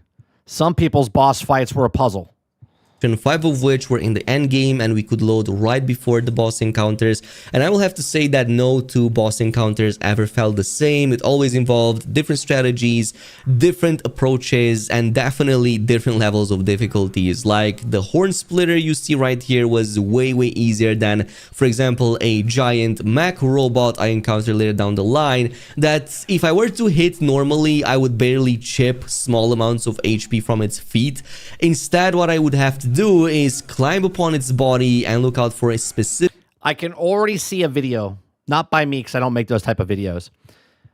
Someone's going to find a sword or an axe or something. And then it's going to be so OP that everyone's like, first thing you got to do when you get into this game is you're going to have to take take this ride, go up to this part of the map. You're going to go to this map. You're going to talk to this person. You're going to give this person 16 cents. And this 16 cents is going to give you a scroll. You're going to take this scroll and go across the planet all the way to the other side, and there's going to be a cave with a troll in front of it. You're going to give him this scroll, and you're going to give this scroll, and he's going to hand you a battle axe, and this battle axe, it's not ready yet. You're going to have to bring it over to this other guy, and once you get this, then the game is going to be super easy. You're like, how the fuck am I going to do that? Like, how did you even figure this out?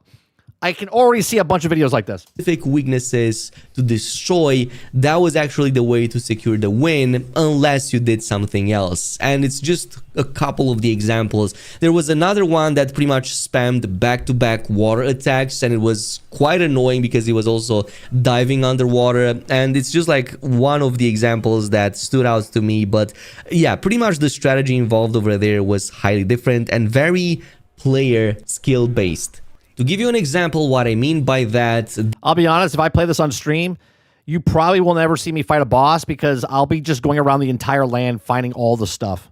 This enemy here, Horn Splitter, which is one of like the initial bosses you get to fight against, it only took me one try to take down, but after the event was over, I found out others took 5, 10, possibly even more tries, and some didn't even defeat it at all. And the only thing I've done different is I just got a couple of extra upgrades. That was basically it. I got the longsword, and I got that glint upgrade mechanic that slows down time and lets me unleash a ton of attacks in a split second, basically. And what that basically tells you is that you don't always have to super mega over prepare for a boss fight to defeat it. Sometimes it's just a matter of unlocking one single ability or get one single weapon to change your playstyle up, which may let you overcome that challenge that previously you may have found impossible to overcome. And it definitely felt like if I were to just look out for its move patterns and learn its attack patterns, I could probably defeat it with even level 1 gear, not doing anything else. This is a much better video than some of the ones we watched yesterday. Besides that, going in pure raw, lots of information without ruining story and stuff for you, you know what I mean? I could have definitely seen a scenario in which this boss could be defeated with a very like minimal type of character. I'm not gonna say that's going to be the same for endgame bosses. It's obviously going to be a completely different metric once we get to get our hands on the game and reach that stage, but for the current time, this was the case. Problem with me, Hero, if I get this for PC, I won't be able to play it while I'm streaming because my PC will chug along. And it won't be an enjoyable experience for you. It'll be fine for me on my side, but for the actual stream, it wouldn't work very well. So unfortunately, I would have to get it for console. And if I get it for console, then I might be struggling with it because it might be where it drops in frames or whatever. And that's why I'm waiting for the optimization type of stuff. For at least the start of the game. Now, we also have to talk about the wanted system. I do have another video coming with other explanations. It's all good, Altern. And secret interactions, but when it comes to committing crimes, not all crimes are accessible outright. Here you go, Eric. Talk about crimes. Maybe sheep's part of it. You do have to work smart about it. So let me explain. When it comes to pickpocketing citizens or hijacking some of these horse carriages, you will need a bandit mask. Initially, for me, a lot of these actions appeared grayed out. And after asking one of the Pearl Abyss reps, I was told that I actually need one of these bandit masks, which luckily are quite abundant. You just have to defeat the bandits and loot it from its body. There are many of them out there. All I heard yesterday from SkillUp's review was, or preview, was there's a lot of bandits in the game. There's a lot of bandits in the game. Yep, gotta fight a bandit. Yep, boring old bandit. He's like, hey, you need to fight a bandit to get a mask, and get the mask and you can steal things from people. In the wilderness. Once you get it, you have to equip it on your character, and then you have to physically apply it to your face from the same menu wheel from where you switch your weapons and whatnot. So once you do that, then is when those actions become available to you. But I was told there was a second option, which is going low enough with the faction reputation or the regional reputation. There's reputation as well? I didn't know there was reputation in this. I unfortunately didn't have, and I don't know. Now does reputation go regionally? Like each section or town? Or is it broader for the entire game? Like if I'm in one region and I stole a bunch of stuff, does this region also think I'm a criminal? Or only when I'm in that region? Oh, this is it. I'm more in. If anybody had enough time to test all of that. So we're gonna probably have a bigger video on this once the game launches. But that was one of the aspects of the wanted level and the crime system. When it comes to randomly stealing stuff, like going in people's houses and like just scouring through their items and opening up their chests, that is possible even without this. At the very least, that was the case in this footage right here. You can see every other type of crime can be done at any given time. So if you like, I don't know, destroy property, that's going to count as vandalism. If you attack guards, they will obviously all group up and attack you if they are in range and they see you. And the more you commit crimes and the more that bounty goes up, the more the region will be affected to the point that you can have... Wait a minute. It says commentary experience -5, level down, level 7.97. Holy Christ. They have like point system. Commit crimes and the more that bounty goes up, the more the region will be affected to the point that you can have like a whole region being affected by your... Eric's like, perfect. No one will know it's me. Who's been swiping all the loot with the bandit mask on. Yeah, they could blame it on any bandit that has the exact same cloak, sword, boots, and chest piece. bounty. So wherever you go in that region, obviously you're going to be hunted by authority. Oh, he said it. He said it. Region will be affected to the point that you can have like a whole region being affected by your bounty. So it is. So it's for the per region. Wherever you go in that region, obviously you're going to be hunted by authorities. This is by... Now I wonder if it works the opposite direction. If I help the citizens, do I go up a standing, and do they give me discounts on stuff or help me out on stuff? That'd be interesting if that happens. By the way, only specific to the character that commits the crime. So if you swap to the other playable characters, they will obviously not have the bounties. So you can just continue the regular way, but it may affect some of the things you get. I got 15 hours in Windrose, Craig. I think it's great. I can't wait for it when it comes out. Get access to. Citizens also cannot be eliminated, so like regular non-combat NPCs cannot be attacked. They will, however, react in fear and even run away and retreat and whatnot, but I haven't found a direct way to actually take them down. So I don't know, maybe there's an indirect way of doing it, maybe fire or environmental damage, but currently I didn't discover it. Everything else though is fair game. What the hell happened there? Did you see that? Okay, look, he beat the shit out of this guy, right? Watch in the background. But currently, I didn't discover it. Watch this. Everything else. He turns. This dude over here gets tossed by the giant ogre or whatever. Though is fair game. However, what I was shocked about is how much of the environment is destructible. Like pretty much you're gonna find like trees, parts of the vegetation, camps, structures. A lot of stuff can easily be destroyed in this game, especially since the physics engine here is really top notch and really useful. Like even in combat, if you cause enemies to bump into each other, if you throw a target into another, they will obviously react. Yeah, they're like, why did you throw a dude at me? And bounce off each other, and it's going to be useful because that means it disables their defenses. Even some of the bosses, the regular size ones, can actually be thrown and managed like ragdolls. But like I said before, it's not just in terms of the combat where the physics engine comes into play, it's also, of course, puzzle solving and exploration. So at some point early on, you're going to get this grappling hook that you can activate with L3, and it's not just that you get to attach it to points that you have to move, you physically get to either move it towards you or push it from you, and even how you move your character while doing both of those actions will affect in which direction, for example, one of these pillars gets to move into or a plate gets to be rotated into, which makes sense as you do have to solve these puzzles in ways to eventually open up new locations or get access to secret stuff. But overall, I really enjoy the level of realism and physicality to all of the things that you're able to perform. Overall, I have to say I came out even more impressed about the game out of this event than before it. There were definitely many things in the game that got me really excited that I haven't seen in gaming for a long time, and having them into one pack. That's very nice to hear. Package really gets my hopes high that this true. Here's the thing.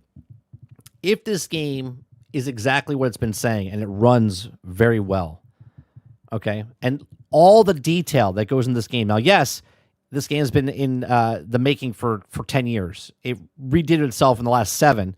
But look at this game. If it comes out and it's optimized and it works, and you can do all of these things in the game. Now, I'm not asking every game to come out to be like this. But you have to ask yourself, why are companies like this can come out with something that's so grand scale, doing all of these things, and yet we get games like Highguard and Concord and all these other games that you're like, what the hell? And then you look at it and they go, well, you can't get used to this. This is an outlier. No, this is the games that people want. These are the games that people look at and go, this is next level. This is impressive. Now, obviously, small independent studios can't do stuff like this, but they can also be impressive in their own way when they're making a video game. Be like, oh, look, there's a side scroller, but this side scroller does something better than this last one that's been the same for the last 10 years, right? The last 15 years. They up it. They make it a little bit better.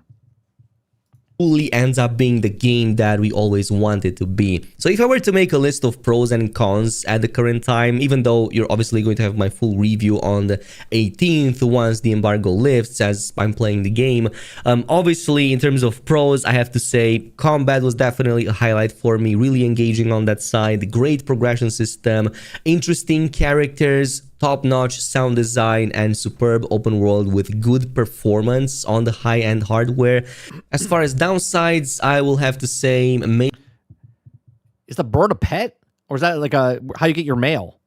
Maybe the systems seem a bit over-complex for some players. Maybe facial animations not being quite high up there, or maybe that was a bug. I'm still having reservations about low-spec hardware performance, and that's my big concern. Finally, open world may feel overwhelming if you're thrown in the middle of it, but not all of these are cons to me. For example... Is that the same house that the guy was on the roof before? Where the husband and wife were fighting? That's pretty cool if that's the same one, and it burned down now. Enjoy an overwhelming open world. That is just the type of player I am. I just wanted to list it for those who may not be of the same opinion. Anyway, again, full review will be out. The bird is a mail system. You can accept mail, and it also gives you messages for quests. That's cool. On the 18th, as I'm playing the full game right now. Once again, thanks to Pearl Abyss for the opportunity, and obviously expect a lot more in the upcoming days, and especially after launch. Thanks so much for watching, and until next time. Well, there you go. Much more interesting information there from this person, right? Links in the description down below. This is Karaz Gaming. Is that how you pronounce it? Karaz Gaming.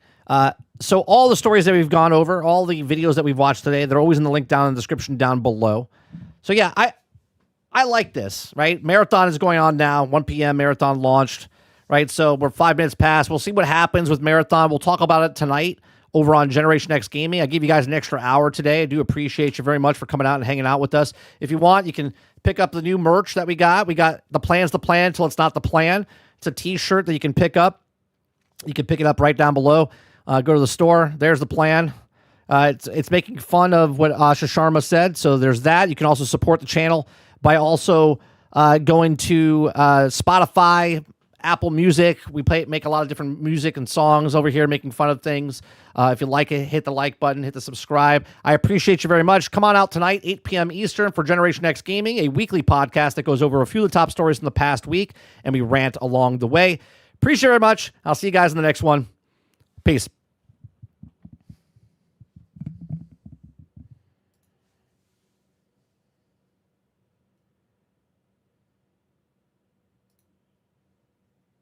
Yeah.